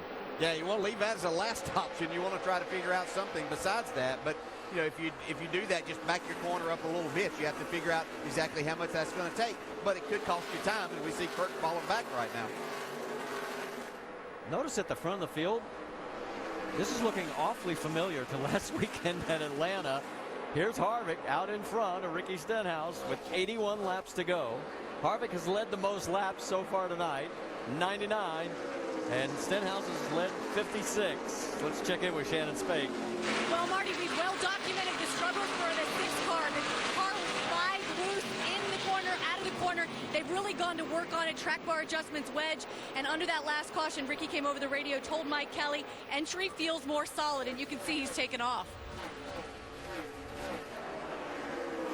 And right behind the first 2 is Elliott Sadler. So those 3 have sort of checked out on 4th place. Yeah, I was watching that 2 car all night long. I just like the way it looks. I know he's had a couple stops, pit stops that weren't quite up to par. He's had to make up some spots on the racetrack, but I like the way his car looks.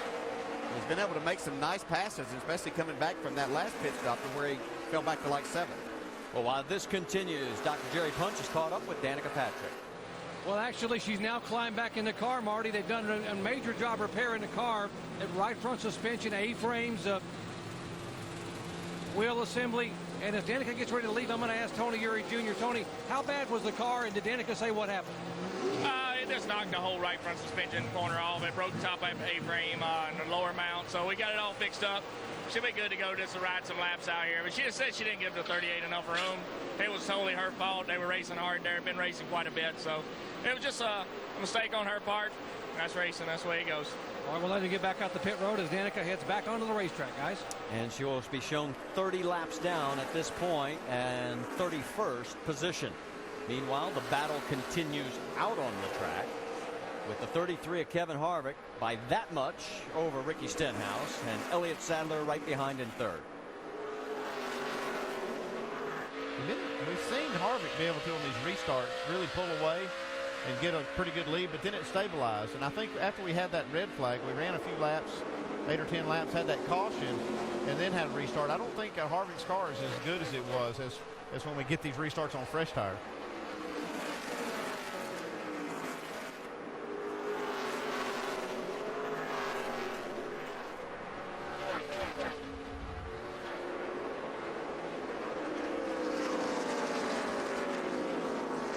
Yeah, Ricky Stenhouse can get up there to him, but as the closer he gets to Harvick, and I think it's maybe a combination of two things. A little bit of aero because you run fast enough on this racetrack to make a difference so you can lose the nose. Or as Stenhouse gets there and tries to make that pass, you try a little bit harder and you slide the front end. Allgaier and Blaney in the 31 and 22 respectively. They're battling for the 8th spot. Right there you got Annette and Darrell Wallace racing for that. It's like 11th spot. Yeah, it's 8th, 9th, 10th, and 11th all in your screen.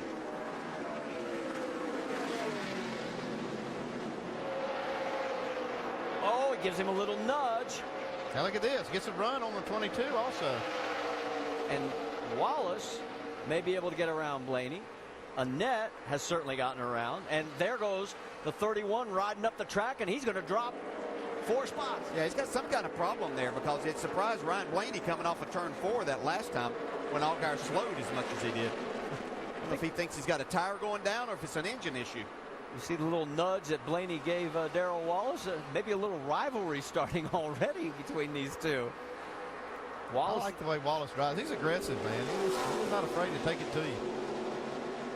Well, I loved it when he was on our qualifying show and he said, hey, during practice, I stayed in front of Denny Hamlin for like multiple laps. And I said, you could just tell he was real proud of the fact that Hamlin could not get around him. Yeah, I talked to him a little bit right before that qualifying session. He said that this car drives a lot different than the K&N East cars that he's used to driving here. He's won here in that series. And he talked about how much different this car drove. You can see right now he's opened up a little bit of ground. He's in the 9th spot. They're all chasing Kevin Harvick. And Harvick's last win, he's finished second 5 times and led over 1,000 laps. A major development as the caution comes out, and you can see the damage on the points leader, Elliott Sadler. Crew chief Luke Lambert. Should we take the deck lid down? Take the deck lid down. Let's go back and show you what happened. I do have oil pressure. I don't know if they fender rub on the front. Yeah, they've been battling, and you can see probably the toughest spot to try to go on the inside of somebody's down into turn 3. The car just gets loose. Sadler up into the wall. He tried to make a run on him before this, and Stenhouse has been able to hold him off. See how hard he's on the brakes blowing.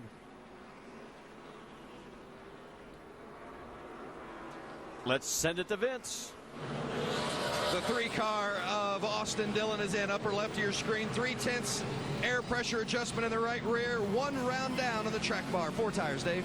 Kurt Busch's car will not turn. They're going to fill it full of fuel, get him 4 tires, make an air pressure adjustment. Shannon. Right side of your screen, Kevin Harvick on top, Ricky Stenhouse on bottom. Both are loose, and they're making chassis adjustments. Ricky Stenhouse Jr. have a little bit of a slow pit stop, guys. And the race off pit road. Kevin Harvick holds station. Stenhouse likewise. Austin Dillon picks up 1 at the expense of Kurt Busch. You see Ty Dillon and Denny Hamlin. Yeah, Ty Dillon's been on a steady march all day. Now Elliott Sadler's coming back out onto the racetrack. He is still on the lead lap. And we'll go on board as we head to break.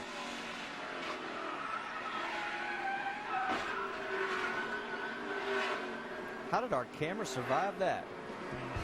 Well, Elliott has survived. Can he stay on the lead lap? We'll find out when we come back.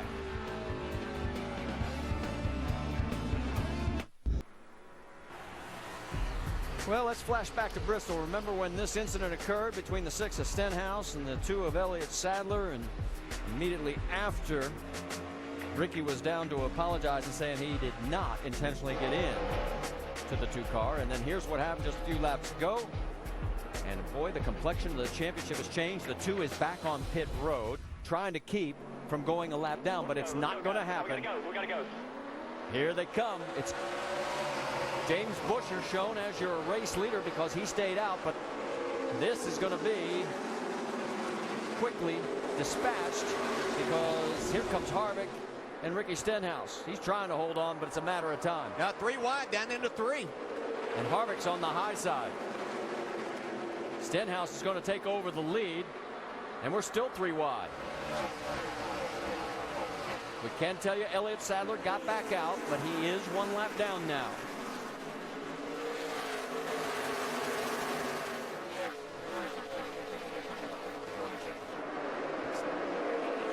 And for a moment there it was 3 wide involving the 51 of Ty Dillon. See Travis Pastrana there locking up the brakes down into 3. He got a little bit of nudge. I think that was from Brian Scott. Denny Hamlin going underneath the 30 of James Buescher.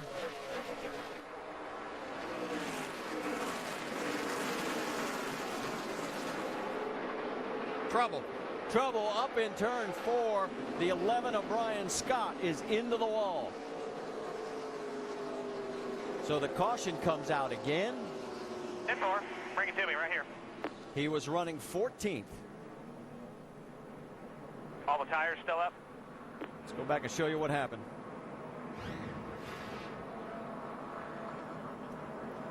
Well, he got help. That was Ryan Truex in the 99. Getting that time of the race, though, where a lot of taking, not much given here.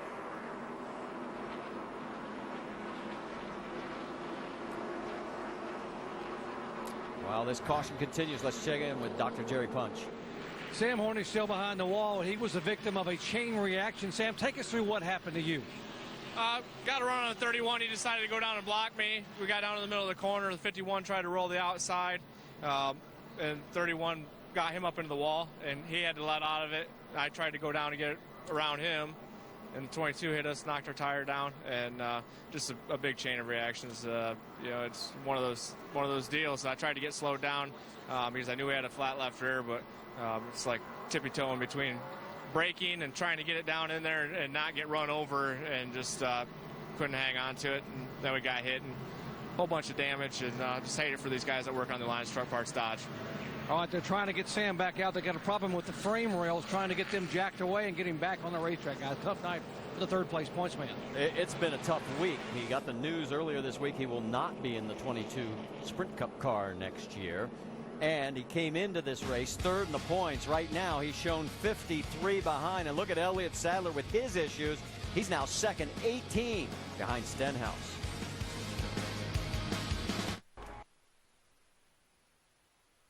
There's just something about those Friday night lights that makes tempers hotter than a burned up brake rotor.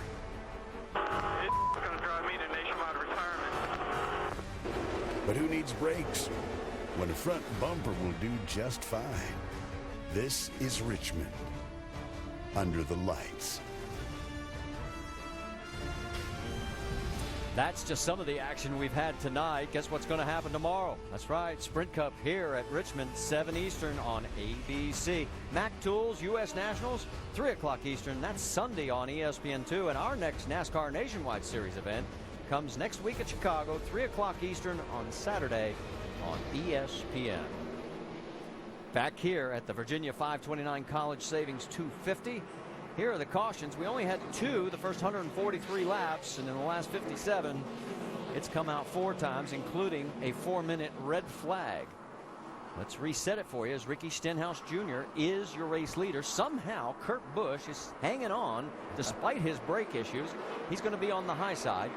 Then it's Kevin Harvick, who's led the most laps tonight, 117. And Michael Annett in the 43 has snuck into the top 5, and here we go.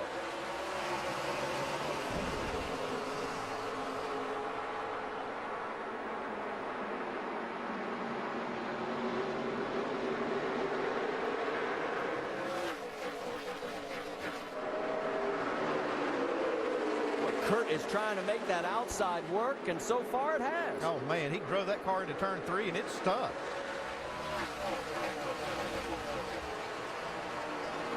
So Kurt Busch is now your race leader. Here comes Harvick looking underneath the 6 of Ricky Stenhouse. Yeah, Stenhouse in a tough position here. He's up here knowing he could have a huge points night with Elliott Sadler's problem, but he's got 2 tough competitors there that he's trying to race with, because they really don't care about this. You know, they're out for the win, and if they have to rub somebody, they will. Like that. So Harvick right up in the door. Stenhouse. And sneaking up behind is Denny Hamlin. So he's got a whole bunch of Cup regulars surrounding him in that 6 car of his. Stenhouse did a nice job there, though, holding off Kevin Harvick and standing in the 2nd spot.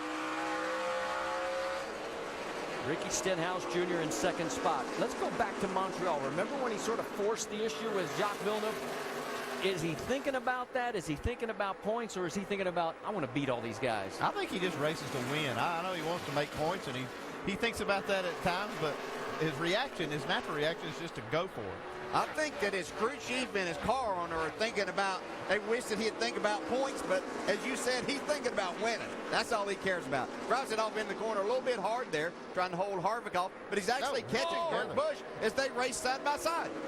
Now, did anybody's tire take the wrong end of that contact? So far, everybody's still inflated.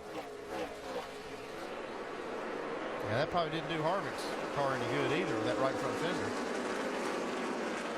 Stenhouse really trying to make this second groove come in. He's getting a really big run off the corner right now, and he's closing in on the rear bumper of Kurt Busch. Goes to the high side again, opens the door for Harvick.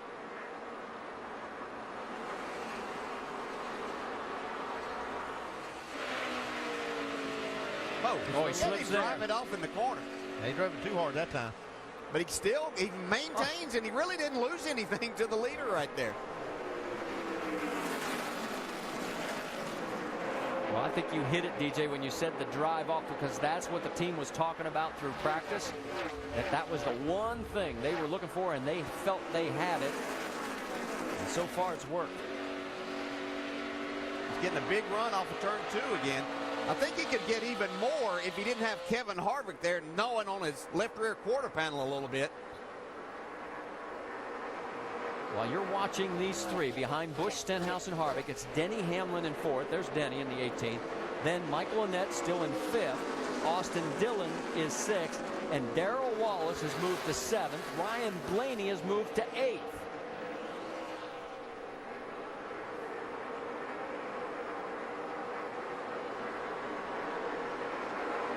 They say all this going on, and they're not. I mean, Kurt Busch is not getting away from him at all.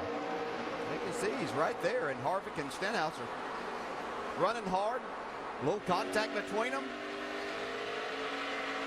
Just getting concerned. As hard as Stenhouse is driving it off into the corner, is he really using up the right front tire of this car right now? And remember earlier when he and his crew chief were having that conversation? But he's the man that knows. He's the one sitting in there. He knows how much he's punishing it. And there are only less than 40 laps to go here. He's got a big run off of 2 right now. Whoa, slides it a little. While all these guys continue to gang up on each other, how long before Denny Hamlin crawls into this mix? I don't know. I might be concerned about his right rear tire, the way he's sliding it on the corner now. I'm not sure that Kurt Busch is not going to kind of block Stenhouse and maybe give the opening to Harvick. We'll get a little glimpse. That right front fender of Kevin Harvick has touched the 6 a couple of times, and there is a little bent metal. See right there? Oh, yeah, he's got a little damage on the right front. He's not afraid to bend it up some more either here, I don't think. Now, Stenhouse is going to get to the outside. Then Kyle Busch or Kurt Busch is going to have to. Oh, Stenhouse slips a little bit there off of 2 and loses a good bit of time. I thought if they got side by side, then Kurt Busch is going to have to decide who he was going to try to block. Can Kevin clear him? Yes, he can. So it took multiple laps, but Kevin Harvick is now in the 2nd spot. Stenhouse 3rd, Denny Hamlin 4th. Well, you got to hand it to Harvick. He worked and worked and worked to get that spot. Now he's got about 36 laps to try to run down this 54 and pass Kurt Busch. He's going to run him down rather quickly. How long it takes him to get by is the question.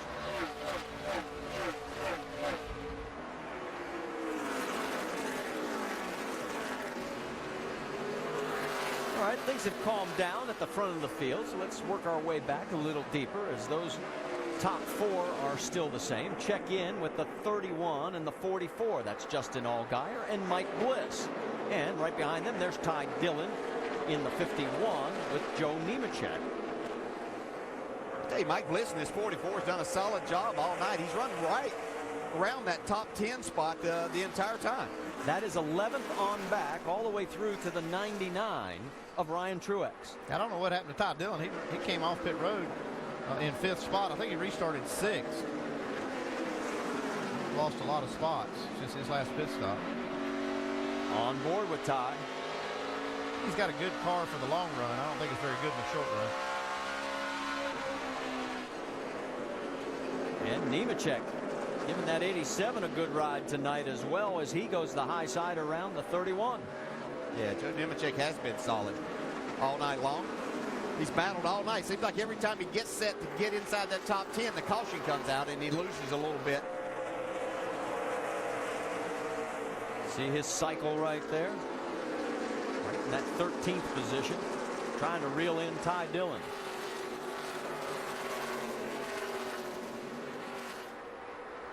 Let's go back to the battle for 5th, where you've got Michael Annett and Austin Dillon.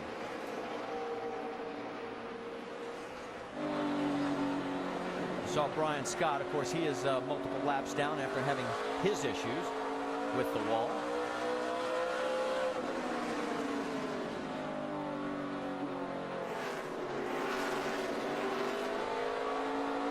I tell you, I've been watching Elliott Sadler in the 2 car with the damage he's got. He is the first car a lap down. He'd love to see a caution. But he's got enough speed to keep himself here in pretty good shape. If he could get a caution and get the free pass, he could make up a couple more spots and cut this deficit some more to Ricky Stenhouse, minimize the damage. Well, he's cut it back to 9-point deficit right now. As you said, if he can get the lucky dog.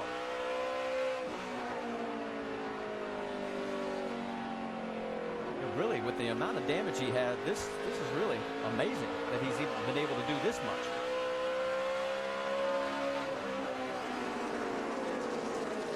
You can see that big Band-Aid. It looks like a big old Band-Aid on the back. It's holding it down, though. During the commercial break, it wasn't doing a very good job. They had to come back in several times. They were just trying to stay on the lead lap. They worked and worked, and they finally had to lose 1 lap to get all this work done.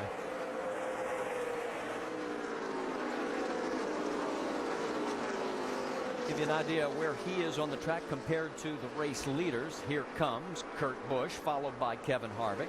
And as they cross the line, we'll now have 27 laps remaining. And we'll click them off at about 23 seconds a lap. 6 of Ricky Stenhouse Jr. If he stays right there, will be the points leader by the end of the night. Denny Hamlin running in 4th in that 18 car. He was as far back as 21st after the first pit stop, actually a low of 23rd. Yeah, I'm surprised that he wasn't better tonight. He's probably as good as he's been right now, but early in the race he was really not good at all. This is a car that I would expect to be lead the most laps and winning the race. Let's get more on the 18. How about it, Vince Welch? Well, what they've really been fighting all day long is just too loose. Throughout the course of the day, Denny has just said, I got to be tightened up. I got to be tightened up. Finally, they put a round of track bar in it on that last pit stop. Remember, he was on scuffed tires that previous run, and that yellow came right in on time so he could come in and get those sticker tires on. And as you guys said upstairs, this is the best he's been all night. He'd like to see a yellow right now. Battle for 5th is tightening up. The 43 of Michael Annett, the 3 of Austin Dillon. Bennett got the wall just a little bit off 4. Got a big old donut on the right side of the 43. They're going to go side by side. Austin gets any closer, we'll have a donut on the left side.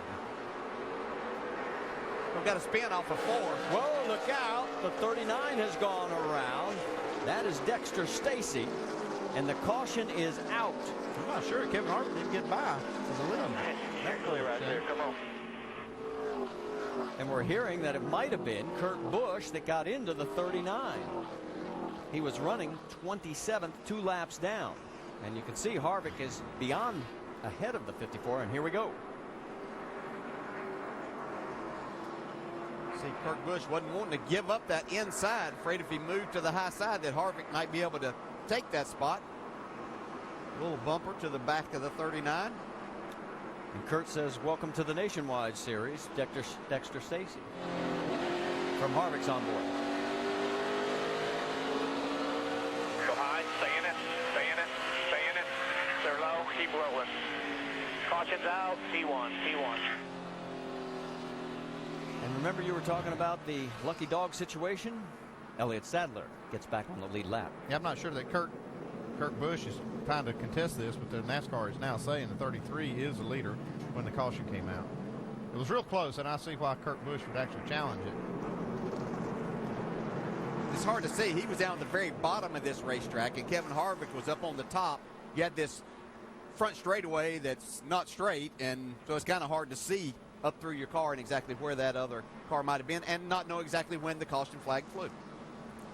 Well, we have several cars coming down pit road, including Travis Pastrana, the 01 of Mike Wallace.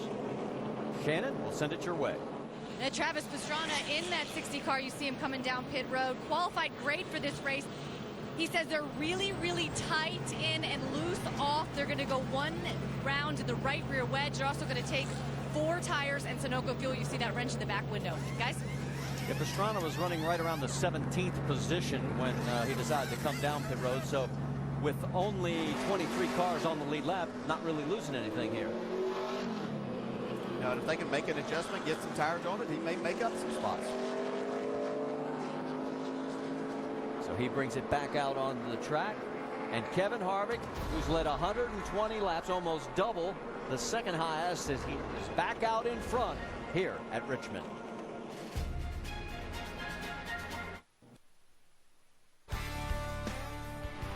NASCAR Nationwide Series at Richmond is presented by Can-Am. Can-Am ATVs and side-by-side vehicles. Can-Am, the ride says it all.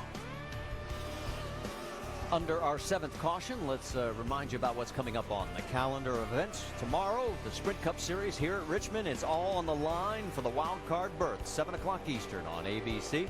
And the Mac Tools U.S. Nationals, that's 3 Eastern Sunday on ESPN2. And then we've got NASCAR Nationwide Series, our coverage from Chicago next Saturday, September 15th on ESPN at 3 o'clock Eastern Time. All right, there is Kevin Harvick. We've talked about the fact he has led the most laps, and you can see where he has led the most laps this season and where the winner has ended up. And it hasn't been Kevin Harvick. Well, we're going to find out. It's Kurt Busch on the outside again. In row 2, it's Stenhouse and Hamlin, Annett and Dillon. That's your top 6.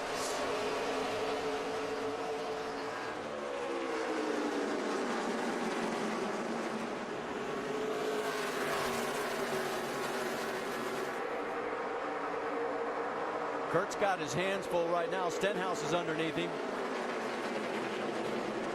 And the 20 of Darrell Wallace right behind Denny Hamlin. Tell you what, Darrell Wallace has done a fantastic job here tonight driving this race car. Got himself right up in the mix. He's a future star in this series. Look at him. He's going to get a run on his teammate, Denny Hamlin.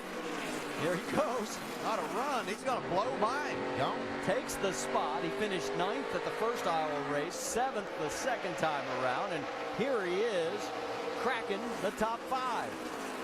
I don't care what it is. You pass Denny Hamlin at Richmond, you're doing something. I don't care what you pass him in. Here like Denny's not done yet. Yeah, I was going to say, he's coming right back on him. Darrell is just 18 years old from Mobile, Alabama, and Hamlin says, son, I can't let you go by that easy. It's amazing the talent he has at that young of an age, 18 years old, out here racing these guys like this.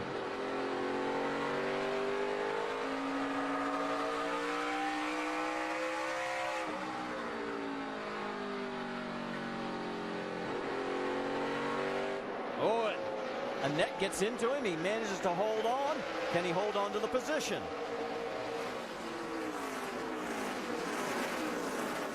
Oh, this is getting pretty dicey. Austin Dillon in that 3 car is trying to give both of them some space in case they decide to start turning it around. Michael Annett doing a nice job of staying off of Darrell Wallace there and making the pass. Almost. Now it looks like he may have him, and he does. Oh, and now Austin gets into Darrell, and they may have carried him off. Check the right side. Yeah, it looks like he's got the corner of a panel, but not too bad. Austin Dillon had him loosened up all the way off of turn 2. And here comes Ryan Blaney. Now, we've seen these two earlier in the evening have a little contact. And Ty Dillon in the mix. Got a group of youngsters all together. And, of course, then there's the veteran Joe Nemechek behind all 3 of them. Well, look at Blaney sawing that wheel. Yeah, you really have to be careful. We saw a veteran like Elliott Sadler in this very situation racing for second spot with Ricky Stenhouse and crash his car. So you have to be extremely careful, but it's getting down inside 10 laps to go. And Can't give much. This is all for position between all 4 of these cars. These first 3 cars, the future of the Nationwide Series. A lot of young, good talent coming up. Look at these two leaning on each other. Oh, Blaney's into him. Can he save it? Darrell Wallace hangs on to it. He's going to lose a couple of spots.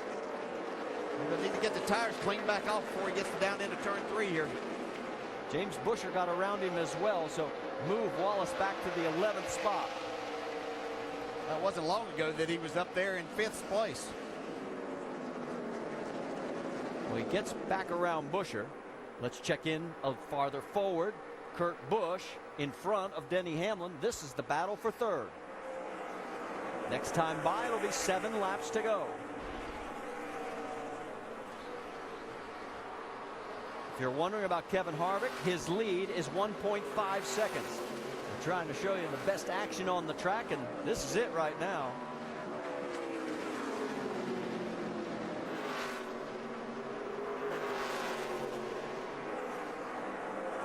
And now Kurt has managed to pull out a little bit of ground.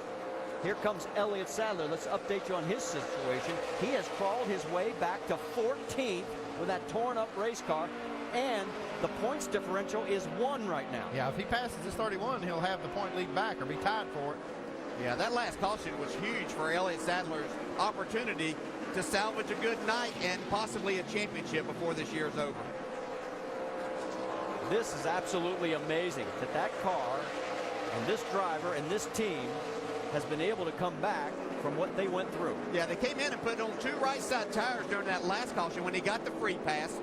Those tires had 30-some laps on them from practice. Oh, and they turbo 3 wide.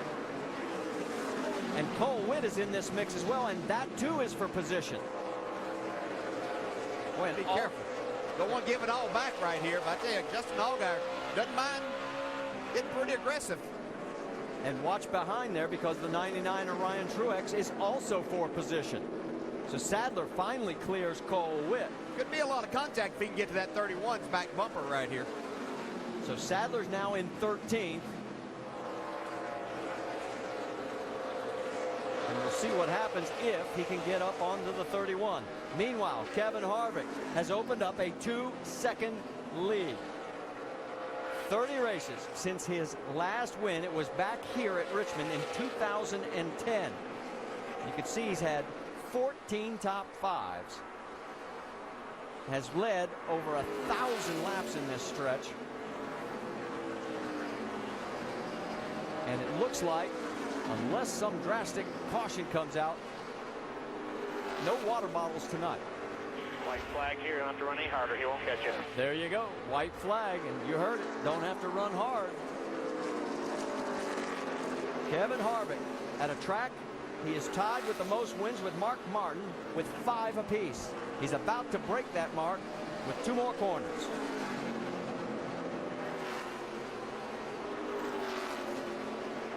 Coming out of 4, Kevin Harvick's going to do it. Finally, great job, guys. Every week we put it all together. Good job.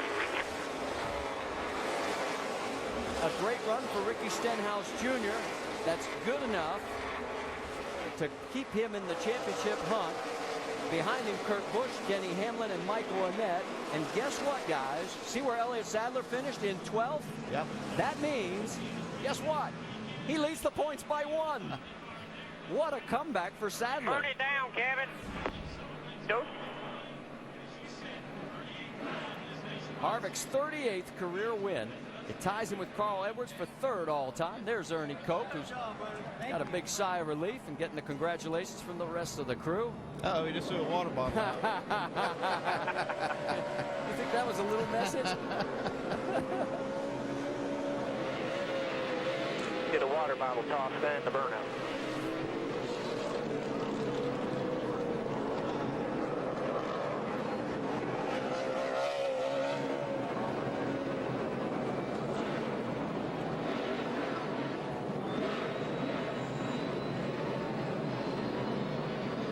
Well, let's hear from a very happy crew chief. How about it, Doc? Ernie Cope walking up pit road, and Ernie, we heard Kevin Harvick say the words "finally."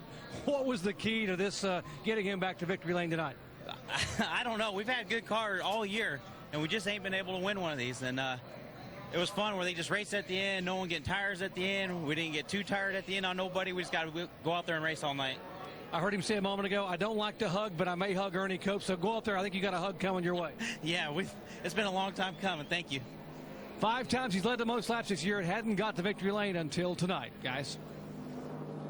Elliott Sadler, as you finish up, Doc, what a comeback here. At one point, when he hit the wall and they came in, he was 19 points behind Ricky Stenhouse Jr., and now he's going to come out of here with a 1-point lead.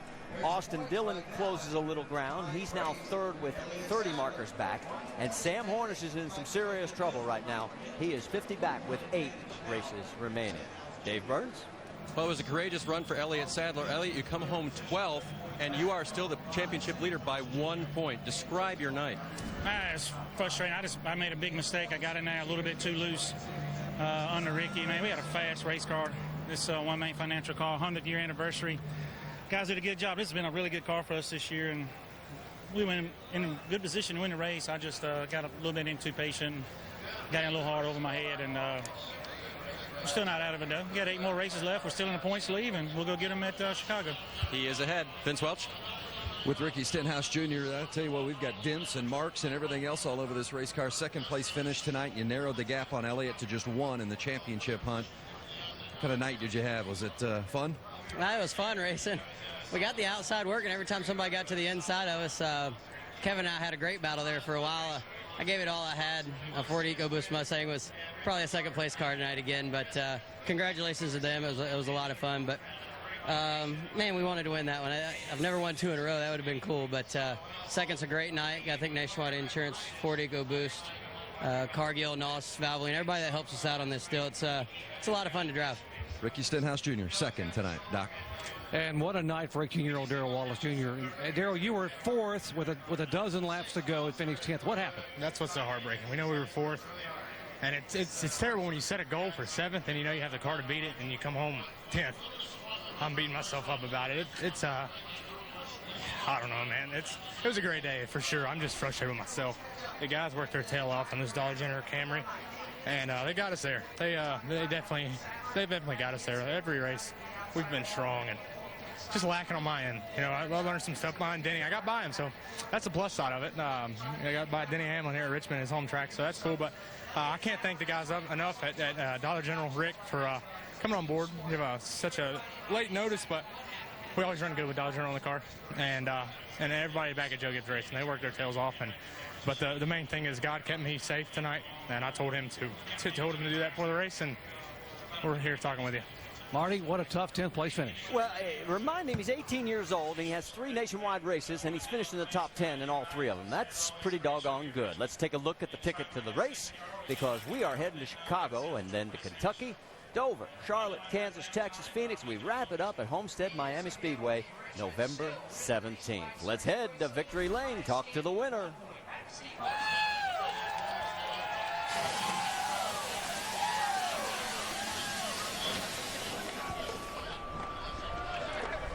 It's been 2 years, 30 races since Kevin Harvick has been to Victory Lane. And we've seen you lose a lot of these, Kevin, so close so many times.